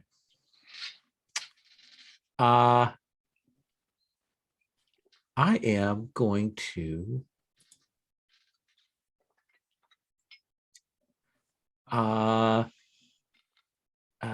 get up at one of these and essentially following suit with the same sort of provoke to cause effect, because I have a stunt that lets me use fight for that. Everyone has a stunt for their mental attacks. It's great. Yeah. And I'm also going to pull out a red shoe. Oh. No concrete on it. Yeah, there's probably concrete dust and stuff. I just have it in one hand, like I could just bring it down on somebody. Well, yeah, go ahead and roll your attack. They don't seem to react to the red shoe. If anything, they look at you like it's odd that you're threatening them with a shoe. They don't seem to have a context for it. Interesting. I wonder if these are actual FBI, and we're going to be in so much trouble. So that plus So that is a +2 right now. All right, I'll roll the opposition. So that's going to do 2 shifts of harm. Do you Okay. want to? Sorry, were you attacking the guy or the woman? I think. Can I ask? Does one of them look more off balance than the other at this point? Like Yeah, the guy looks upset? like he's freaking out a bit. Then I'm following up on him. All right. So that will be enough to inflict a minor consequence on him. I'm trying to think. So this is like an aspect that he picks up that reflects his, growing concern. I'm trying to think what we might call that. Does anyone have a suggestion? Like maybe it's just rattled or something like that. Like Rattled I or, won't overthink or it. freak out. All right. So he's going to be freaked out. I like that. You get a free invoke on his freaked out aspect. Okay. Who do you pass the initiative to? I'm going to pass it to him. All right. So the FBI agents have the same turn in the initiative. I think they're going to concede this conflict. He is freaked out. Things are not going their way. She's going to speak over your piece. They have reinforcements on the way. We've got to get out of here. You've got their photos, right? We can follow this up later. All right. And they concede. So they retreat, they get away, they get a fate point for conceding. But the success that you all get is that you have a clear shot at the manuscript now. Can they have dropped one of their badges in the process when they tried to hit Maeve over the head with it? You can certainly spend a fate point to create that story detail. I'll save my fate points for later. Yeah. I will say they're goblins.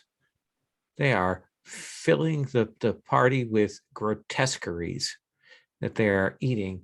I'm not sure those two are involved in the same thing. We need to grab the book and we need to get to wherever this like weird magic fey gate is, because you're going to have to get closer because like I'm already bleeding and I'm afraid I'm going to throw up if we get any closer. Do either of you, I mean, I imagine in this scene you eventually realize that it's Fadim under that caterer glamour. Oh yeah, I did. Then finally I do the thing where I do this and I come out with like a hand that's just bloody. There, it's me. Is the book enough? We could grab the book and use the horns to get out of here. I don't like letting these goblins feed this many wealthy, powerful dumbasses horrible goblin melange. I think we need to shut the gala down. Understood. So We can have our getaway planned with the horns if each of us take one, because it'll be hard to get out of this building with the book and with the mess that we're about to make. Won't know until you try. We won't know till we try, of course. Sorry. Which is the nice way of saying fuck around and find out.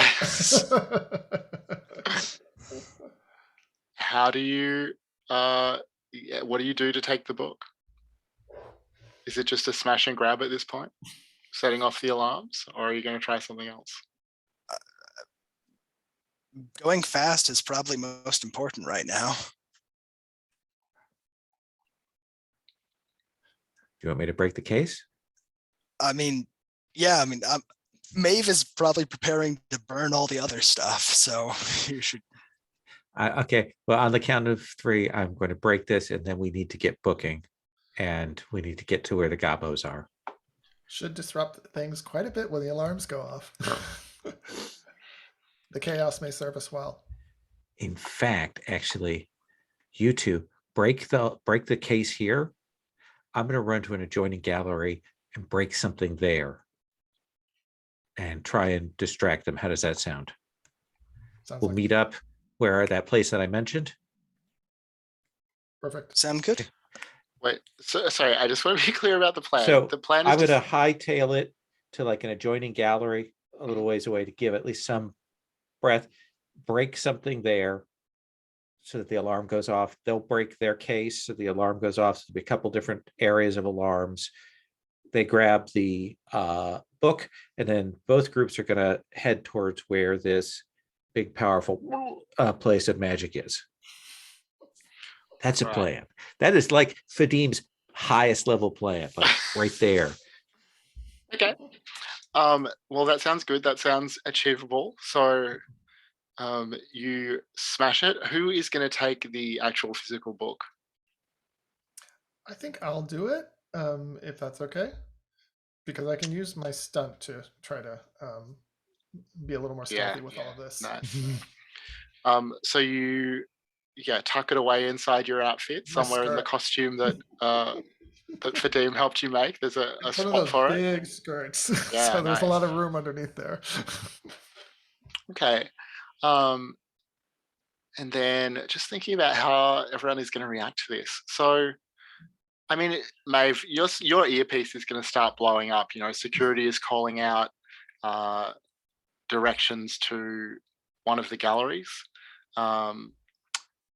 It immediately directs people to the gallery where Fadim went, but the alert that comes over your earpiece is that they have reports of a false alarm in the Costume Institute. Don't head to the Costume Institute. All hands to the I don't know, the Asian Art Gallery or something like that. Whoever's in charge of security is definitely deliberately directing people away from the Costume Institute. That means that it's going to be relatively easy for Maeve and Dr. C to get to the court, but it's going to be much harder for Fadim. So Fadim, what do you do as you start to hear security guards rushing your way?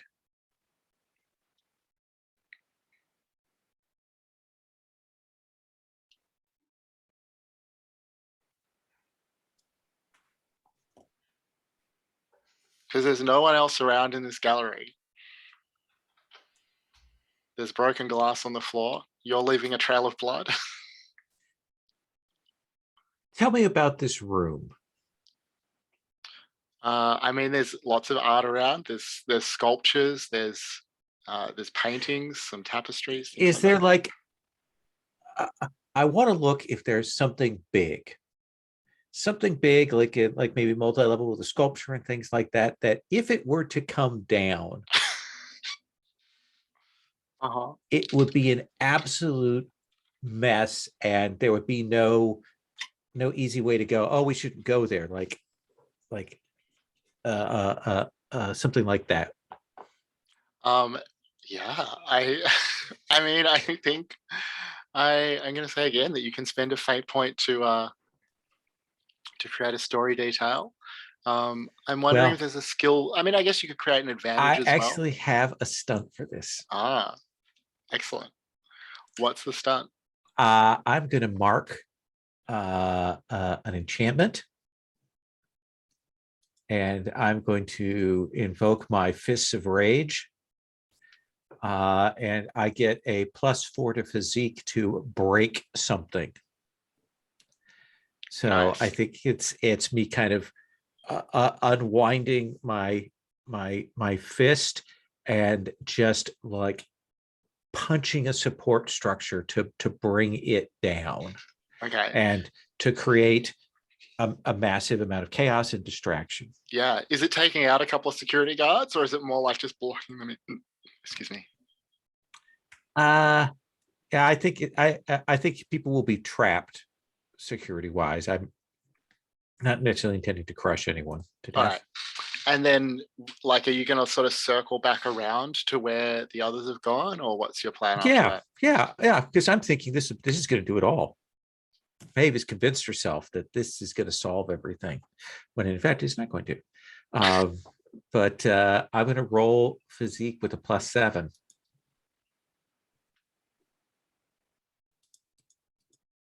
Let's see if this is all worth it or not.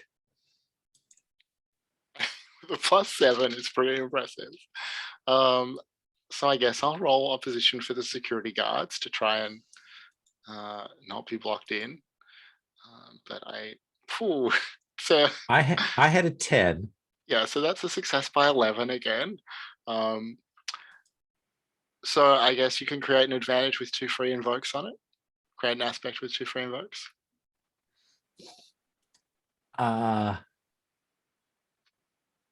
Yeah. I'm actually going to burn a fate point.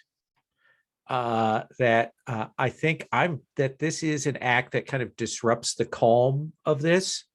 Like whenever there was a chance for this kind of get settled peaceably, there's no chance of that. And I think that I'm going to invoke no more happily ever after. Like this, we have gone over the edge. Does that seem fair? That seems fair, but if you invoke no more happily ever after as a fact about this situation, like it does mean that things are going to go badly. I'm willing to take that. I will take the tick on the resistance, and I will take the 2 free invokes Nice. For that. And I will spend a fate point. All right. So will we call this just like security in disarray or something? Like what's the aspect that you create?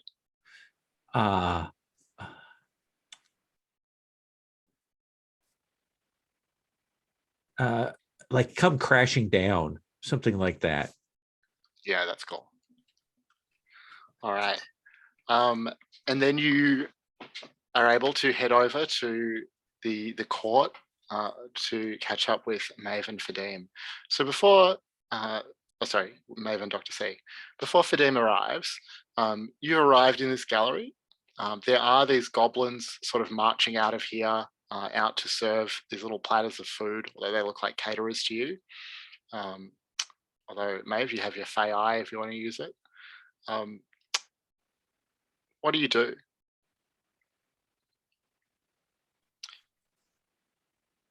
The room is set up with, beautifully laid tables, vast tables for the guests to sit at. This is where they're supposed to be having their lunch.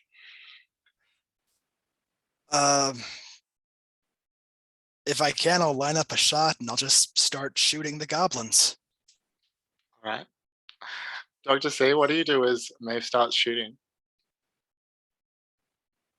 I think Dr. C is going to make some space between him and Maeve as they enter. And I think he's going, since he's got the book, he's going to use his stunt to create an advantage of the not a threat advantage. Mm-hmm. Nice. So he's just going to go back to being a vapid socialite and tossing his hair and those kinds of things. All and right, entering the crowd again. Okay, so you're heading away from this room back to the main body of the gala, or you're staying here? Okay, so this room is not where the guests are? No, that's right. The guests haven't arrived here yet. Oh, the guests haven't arrived here yet. Oh, I see. Okay, that changes things then. Okay. I thought we were in the party itself. Let's say, hold on one second. Go for it. Let's say,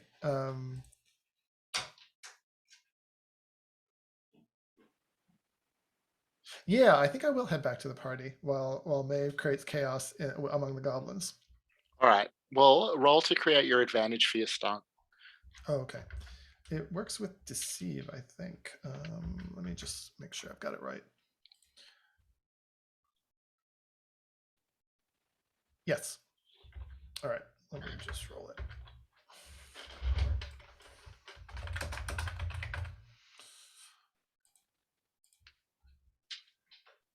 It's a 2. Nice. I'm just going to roll opposition. All right. So you succeed. You create your advantage, and that means that anyone entering the gallery won't see you as a threat, or the court. So Maeve, you start to pick off the goblins, but you feel someone approach behind you and just tap you gently on the shoulder. What do you do? I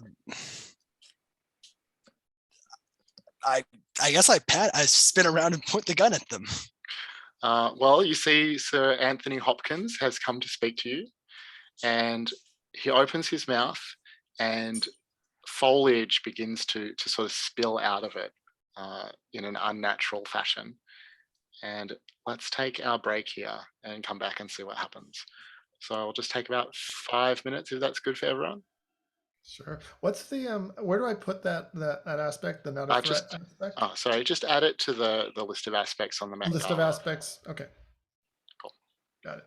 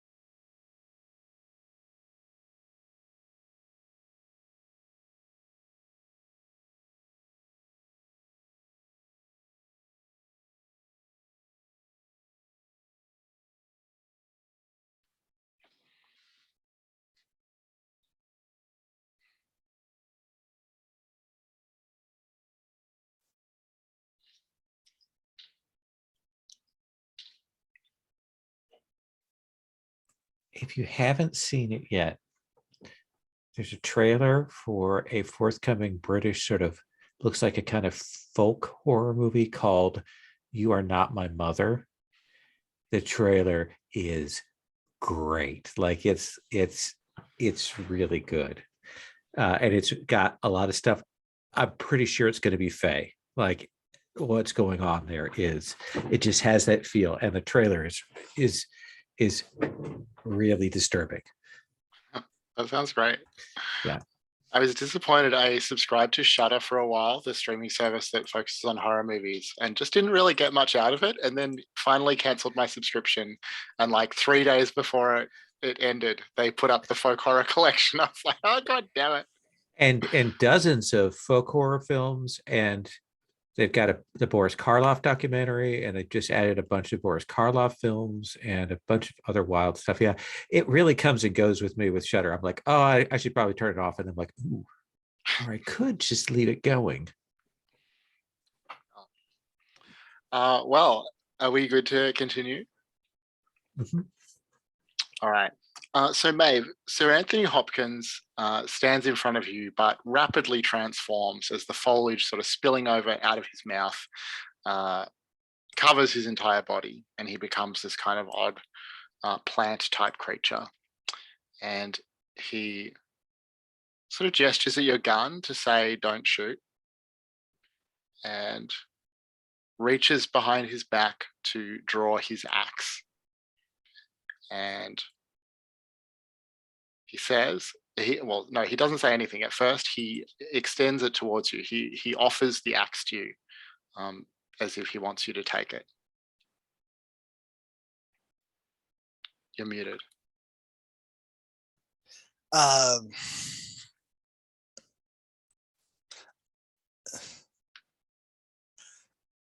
you with the queen? Yes or no? Nod or shake your head. He thinks about it and says, "With." Strange word. I come only to offer you an opportunity. And Fadim, I think that you probably arrive like at this point. You come in. Sir Anthony, sort of acknowledges your entry and sort of welcomes you to the conversation as well. Your friend as well. If either of you are able to land a blow upon me with the green axe, you will receive rich rewards, but next Christmas, you must come to my chapel and I will strike the same blow upon you. Are you muted, lol? What's the date right now? So it's May Day right now. And we know that the Queen stuff, like our challenge, is going to happen this year.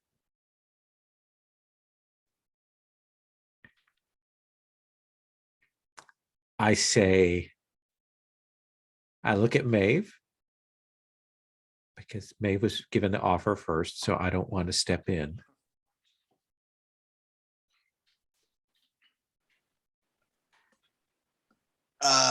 I say no deal, never, and I shoot him. All right. Well, go ahead and make that attack roll.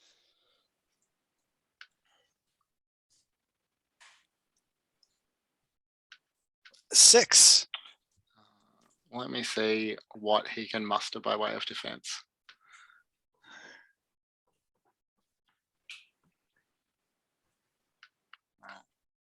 So I'm going to roll defense for him.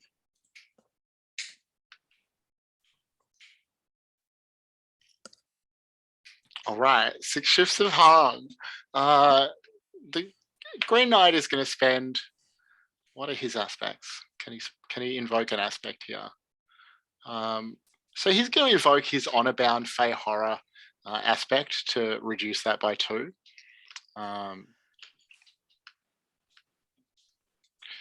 And is there another aspect that he can invoke? He'll also invoke the Queen's servants are ruthless and powerful. So that'll use up. Actually, I think we're in a new scene now. So he spends 2 fate points, reduces the damage down to 2 shifts of harm. Maeve, do you want to use any aspects to bring that harm back up? Yes. I think I'm going to use always have a go bag because I am just unloading on the guy. Nice. So that will bring it back up to 4. He would very much like not to be shot to death, so he's going to try and spend another fate point if he can. Okay, I think he's also going to invoke what fools these mortals be, to again bring it down to 2 shifts of harm. Then I'll spend my last fate point. Let's see. The hounds have my scent. If like I know not to. It actually doesn't fit too well, does it? Okay, in that case, I'll be using turncoat changeling because I know just how overboard you have to go with the face sometime. All right, so that works. I'm going to save my last fate point for this scene. So you shoot him dead. He falls to the ground. He bleeds a sappy blood. Fadim, what do you do? I take the axe. Thank you. Nice. I'm not hitting you. I'm taking your axe. I'll see you at Christmas. Dr. C, you've returned to the gala. Alicia wants to know where the hell you've been. It's just complicated with this outfit, getting in and out of it for using the restroom. But I'm back. I'm back. What did I miss, Alicia? All these alarms. Well, yeah. She tells you about, well, they say that somebody's trying to rob the one of the galleries. I mean, what kind of idiot would do that at this of all days? They say we're still going to be served lunch shortly. Have you had these hors d'oeuvres? Delicious. Alicia, I have to tell you that I passed the kitchen while I was here. I saw one of the caterers peeing into the into the hors d'oeuvre batter that was making those. So I think you should really lay off those. She will look at you very strangely.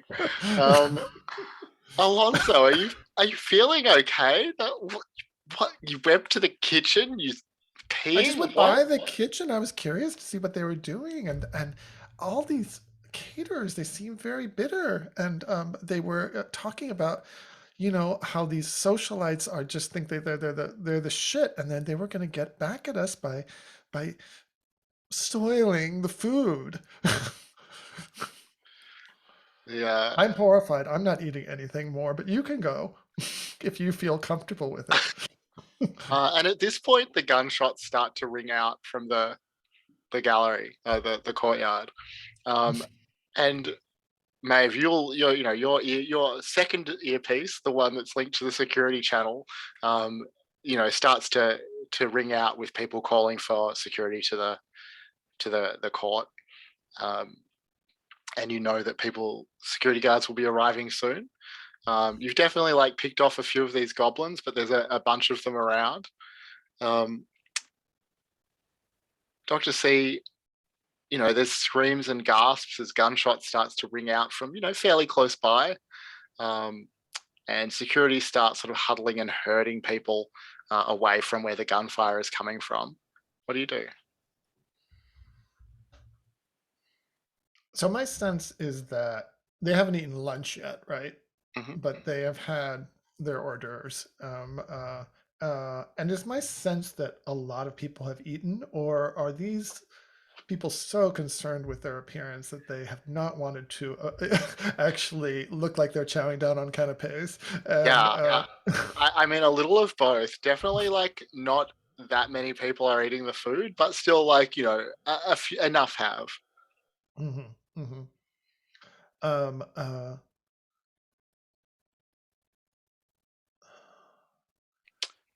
I think Dr. C is going. I mean, what's his choice, really? I mean, he's going to go with the crowd. Yeah, and move towards where they're moving the crowd, where security is moving the crowd. All right. otherwise it'd be very obvious.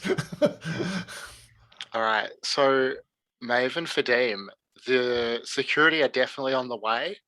What are you going to do? There's something magical in the middle of this room. You don't quite know what it is. I am going to set to it with the Green Knight's axe. Nice. Because if anything can cause a problem here, it's going to be that. All right. Well, go ahead and roll an attack. And I think you get to use your stunt because you're kicking off a fight again. I like it. All right. So that is a 6. All right. I will roll defense. So you rush despite the pain towards the middle of the room and swing at whatever this thing is. Yep. You would do one, so that would be one shift of harm. I am going to spend one of my fate points because the Green Knight's axe is made of temptation, right? And I think I can resist anything except for the temptation of being given a weapon and being given a target. So I'm going to invoke that. Okay. To make that an 8. All right. So I've added whatever is in the middle of the room to the initiative tracker. We have Fadim going first. So let's see. So that brings you up to 8. So 3 shifts of harm. The axe comes down on something that feels like a tree trunk. Not, although it's oriented differently, like it's not angled like a tree trunk, but it feels like that's what it feels like. But it remains invisible. Well, when I have an axe, anything looks like a tree. And who do you pass the initiative to? Let's see what this thing does. All right. What this thing does. Yeah, I'm out of fate points, but I get those 2 free invokes. Yeah, I mean, there's quite a few boosts and things like that sitting on the table, free invokes and whatnot. All right. So it is going to try and unleash some more goblins. It's going to try and create an advantage. I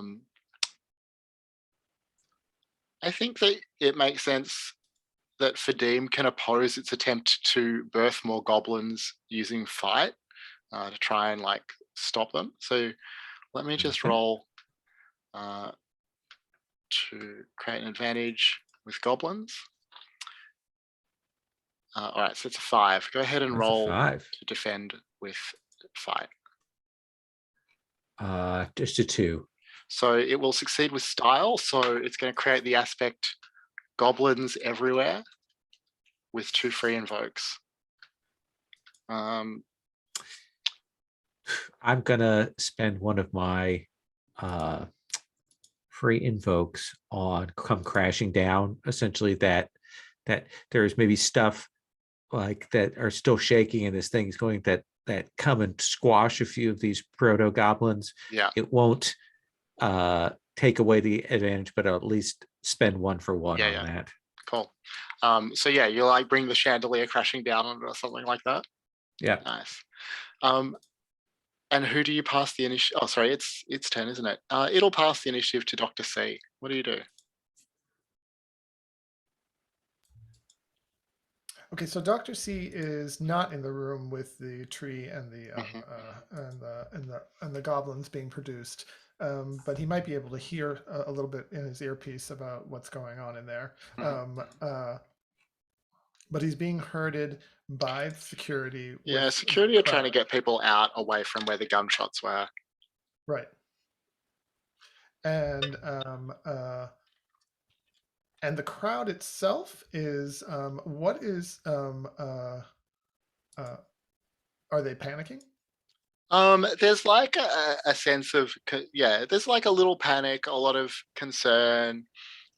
People are worried, they're moving a little erratically, but they're basically letting themselves be herded towards the exit that the security are pushing them back towards. The exit to the building. Okay. Sorry, the exit to the room. They'll be herded down exit into a to the corridor somewhere a little bit more Mhm. defensible. Okay. Hmm. I'm not sure what my options are here. I feel trapped. I mean, I could just go with the flow, but my friends are in trouble. I mean, you also have the book. Maybe the move for you is to get that like safely out of here. I mean, yeah, that would be one thing. Yeah, to just try to get out. I feel bad about that, but that might be the move that I want. Yeah, and since I have the aspect of not a threat, I think I'm going to try to exit the building if possible. All right. With the book. Sorry, friends. I think that's a smart move. Go ahead and roll to overcome using stealth or deceive, I guess, depending on how you Okay. approach it. Okay. Out.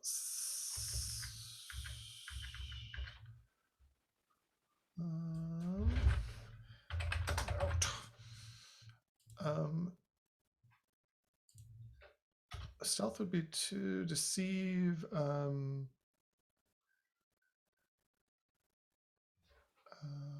let me just see what happens. Because it seems I like think stealth. Go ahead. I was going to say, I think the opposition for this is just a flat 2. Nobody's really trying to stop people leaving at this People point. from leaving, yeah. Okay, let's see what happens. Oh, it's a 4. Cool. So you safely get outside and away. Who will you pass the initiative to? It's only Maeve who hasn't gone this round, so it'll be to Maeve. Maeve. Maeve, you know that security will be here any second. You can see that Fadim is has hit something tangible in the middle of the room. What do you do? I really don't like it, but I don't want to just let it go. I'd love to invoke my Fae Eye, but I'm out of fate points.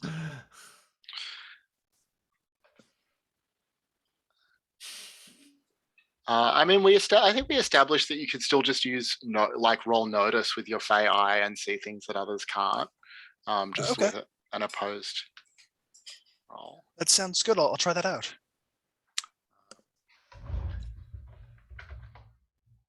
All right, so 4. I'm going to roll opposition. Oh, it's a tie. So that's a success that puts you in a bad spot. So I think that as you lift your eye patch to see what you can see, security arrive. A half dozen security guards rush in, look at Fadim with the axe raised, sort of seemingly do it in the middle of nowhere. But you also see what's in the middle of the room. And sort of growing out of the floor is this enormous gnarled thing made of bark and tree branches, but also oozing with slime. It's like nothing you've seen before. It has these kind of gaping maws that open up all around it, and you see that goblins are sort of birthing from them in these little sacks of ooze. It's exuding odd little pieces of food and things like that. This is the source of the canapes and the goblin supper. And you definitely can tell that it's sentient, whatever it is. In fact, it has a kind of royal aspect to it. So that's what you see. I'm going to add the security guards to the initiative order. But let's say they don't get a turn in this first round because they've only just arrived. So Maeve, then who will you pass the initiative to? I'm going to give it to Fadim. And Right. yeah, hope you have a good idea how to get out of this. I mean, just to say, you don't have to do this, but mechanically you can both concede, which will let you get away. But if you do that, then obviously this thing will survive. Mhm. I'm not quite ready to just run for it yet. I want to see if we can do something about the tree. What do you say to me after you see this thing? Um, there's an evil tree with goblin fruit. Where do I swing? Tell me where to swing. I mean, not as an attack. Can I just like put a couple bullets in it to just indicate roughly what level? Oh, yeah. Yeah, just narratively that works. So for Deem, you see there's a target for you now. Then I am going to cock back, regardless of the guards, and I am going to swing with all my might. All right, we'll roll that attack. Okay. So All right. so that'll be a 4. All right, I'm going to invoke, come well, crashing down. let me roll go to a defense first. 6. Okay, so that's Yeah, 2 shifts regardless, of harm. I'm pushing it. Yep. All right, so that's 2 shifts of harm. Do you want to go any further than that? Let's see. I don't think there's any other scene aspects that we have that I could necessarily play into this with.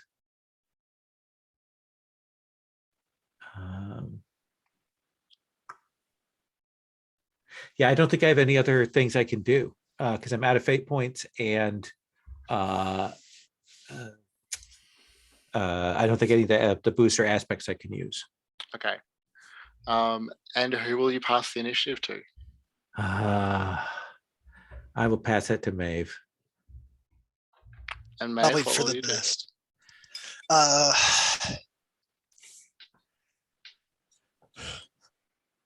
So I've got a free invoke on that a favor from younger Maeve. Mm-hmm. Can I use that to declare that she got me an incendiary?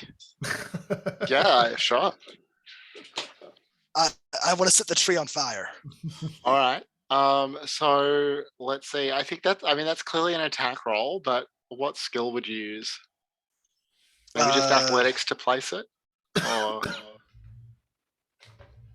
or maybe shoot. You know, if you have some sort of like grenade launching apparatus. Yeah, or just like a jury-rigged flamethrower or something. Sure. Yeah, go ahead and roll to attack. 6. All right. All right. Well, it will use its last. Well, I'll use my last fate point to save itself from that attack. To bring that down to a to boost its defense to a 7. Is there anything that you can do with that? I'm sorry. It invokes its corrupted fertility icon and mother of horrors aspect.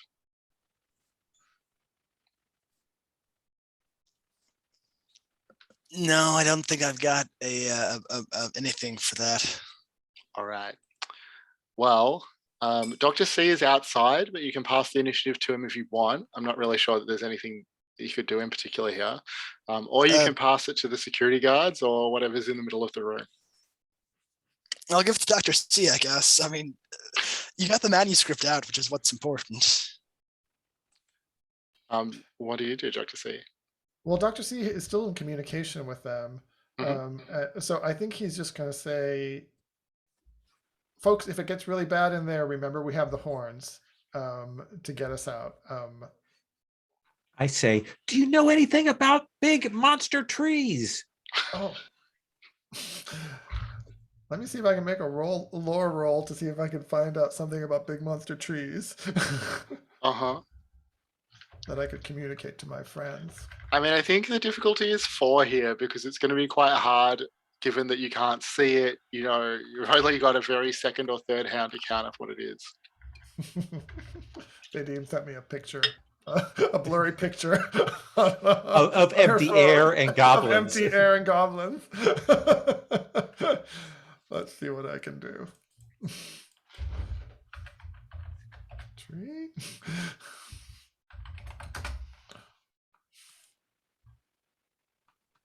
That was a 6. All right. So you can create an advantage here. Tell Fadeeb something about the tree thing's weakness? Okay. So I guess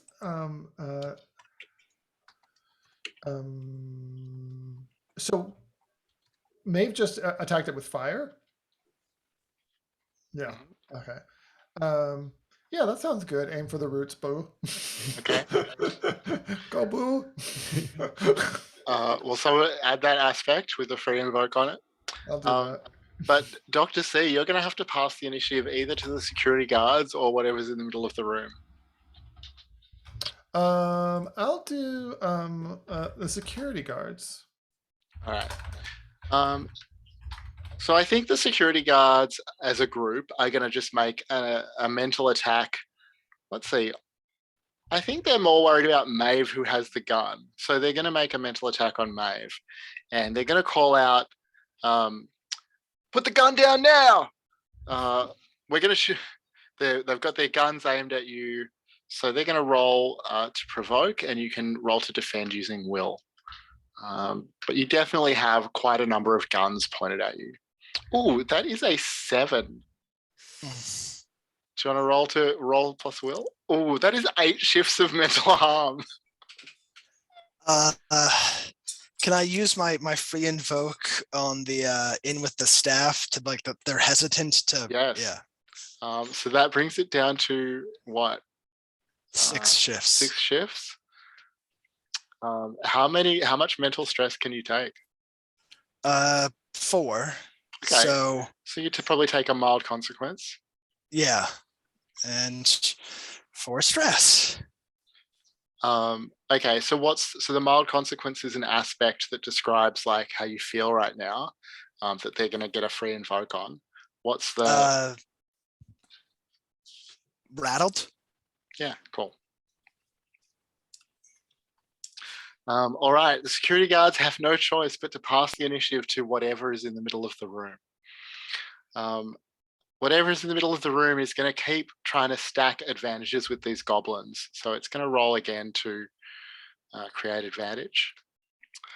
Can I say something really quick about my roll just a second ago? Uh-huh. I think I want to use a fate point using my high concept just to bump it up so we get an extra invoke on it, if that's okay. Yeah, sure. Okay. Okay, so 2 invokes on aim for the roots. Yeah. All right.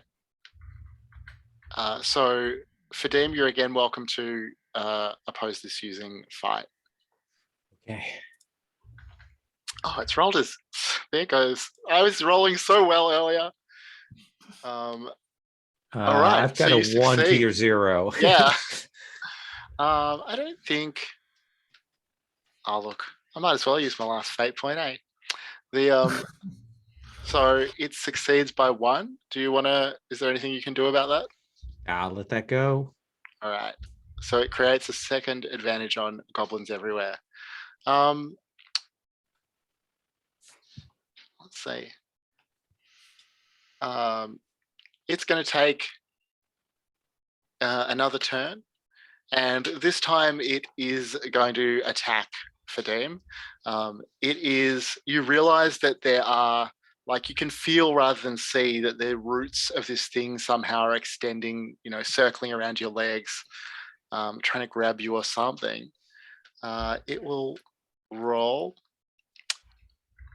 Here we go. I swing wildly with the axe to protect myself. Nice. So it attacks with a roll of 5. Go ahead and roll to defend. All right. So got a 3. It will spend both the free invokes on goblins everywhere to bring that up to a 9. So that's going to be 6 shifts of harm for you. 6 shifts of harm. I will then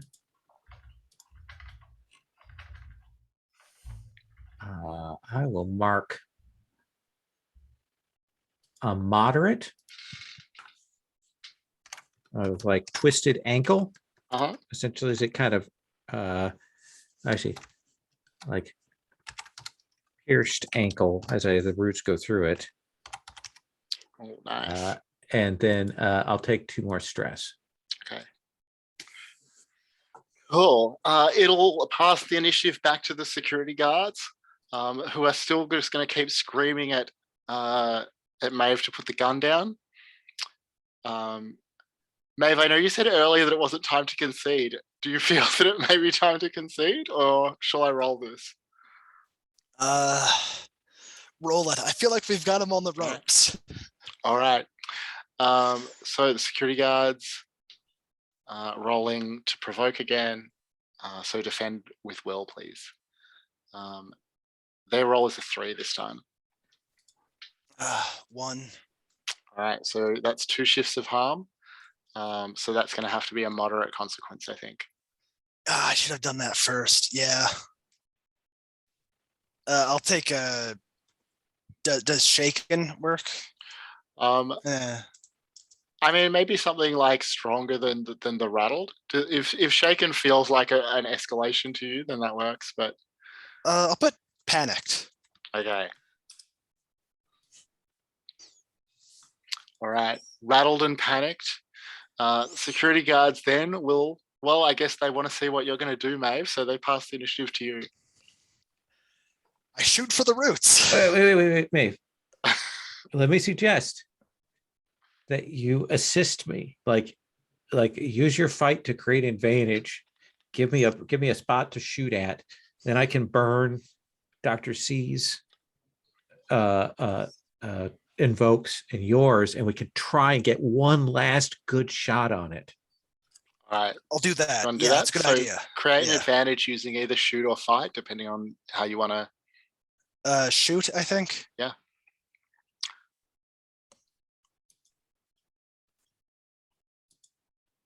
Two. All right, so it will defend.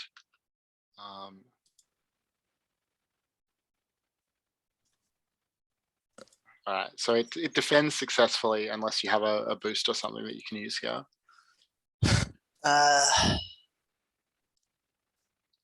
No, I think I'm out of boosts. Yeah. All right. But do you pass the initiative back to Fadim? Yeah. All right. All right. I am going to take one last good swing at this thing. So rolling with fight. It's burned all of its fate points and its goblins. We've got 2 free invokes we can burn on this. All right. 4. I'll burn both those invokes. So that's a 7. That will be 2 shifts of harm.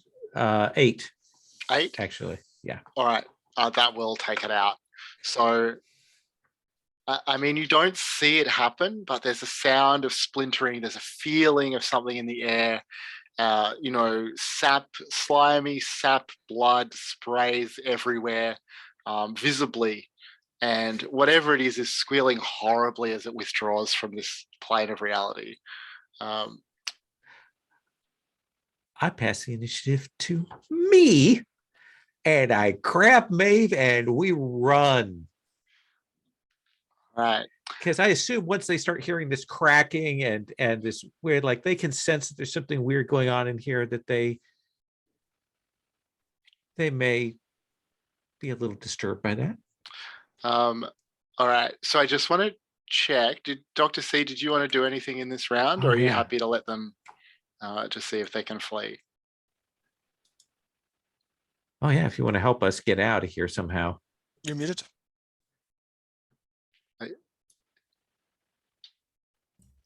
How could I help you get out?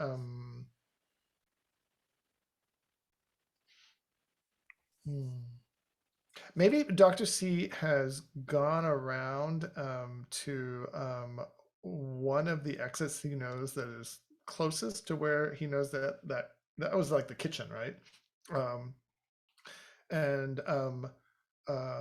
I don't know if this would require a roll, but to somehow hold that door open for them, like an emergency exit or something. It might require a roll because I'd be on the outside of the building.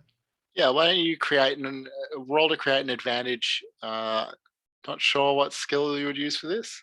Happy to take suggestions. Maybe burglary.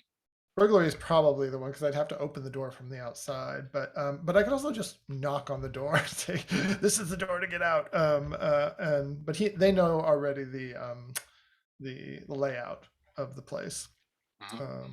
Maybe I have a cab waiting. Like if you just want to do some fictional positioning that you get the door open for them, you can do that. If you want to actually create an advantage, then you'll have to roll probably burglary. Okay. I'll just do the fictional positioning. Like he's waiting at that door, and with a cab ready for them to run into that we can dash off in. So there's a way out for you both. One of you, I think, needs to make an athletics check to get away from the security guards. The other, if you have athletics, can help with it. How are you both sitting for athletics? I've got a 1. Hello, you're muted. I have a 3. All right. So why don't you roll with help from Maeve to see if you can overcome the security guards? Oh, thank God. All right. They're going to have to roll very well to catch you as you rush past them. Yeah, you get away. They're left sort of grasping after you. But the security are still, sort of in disarray from the way you've crashed things down around them. Even if they invoke my ankle, we would just edge them out. Yeah. So you get away, you get home. Bear, I guess, is ready to greet you and shows you the news stories that are all about, wall-to-wall coverage of the shooting, the robbery at the Met Gala, lots of interviews. And then you see that the screen flashes up security photos from inside the Costume Institute showing Maeve and Dr. C as the suspects who are wanted not only for the robbery, but in connection with the murder of the senior Treasury official who was responsible for overseeing security operations at the Met Gala. And you recognize this as the person who you'd named as your supervisor. I think that's where we'll finish for this week, and we'll come back next time to find out what the consequences will be for your fairly successful overall infiltration of the gala. So I will stop the recording here, and then we can do a quick round of stars and wishes.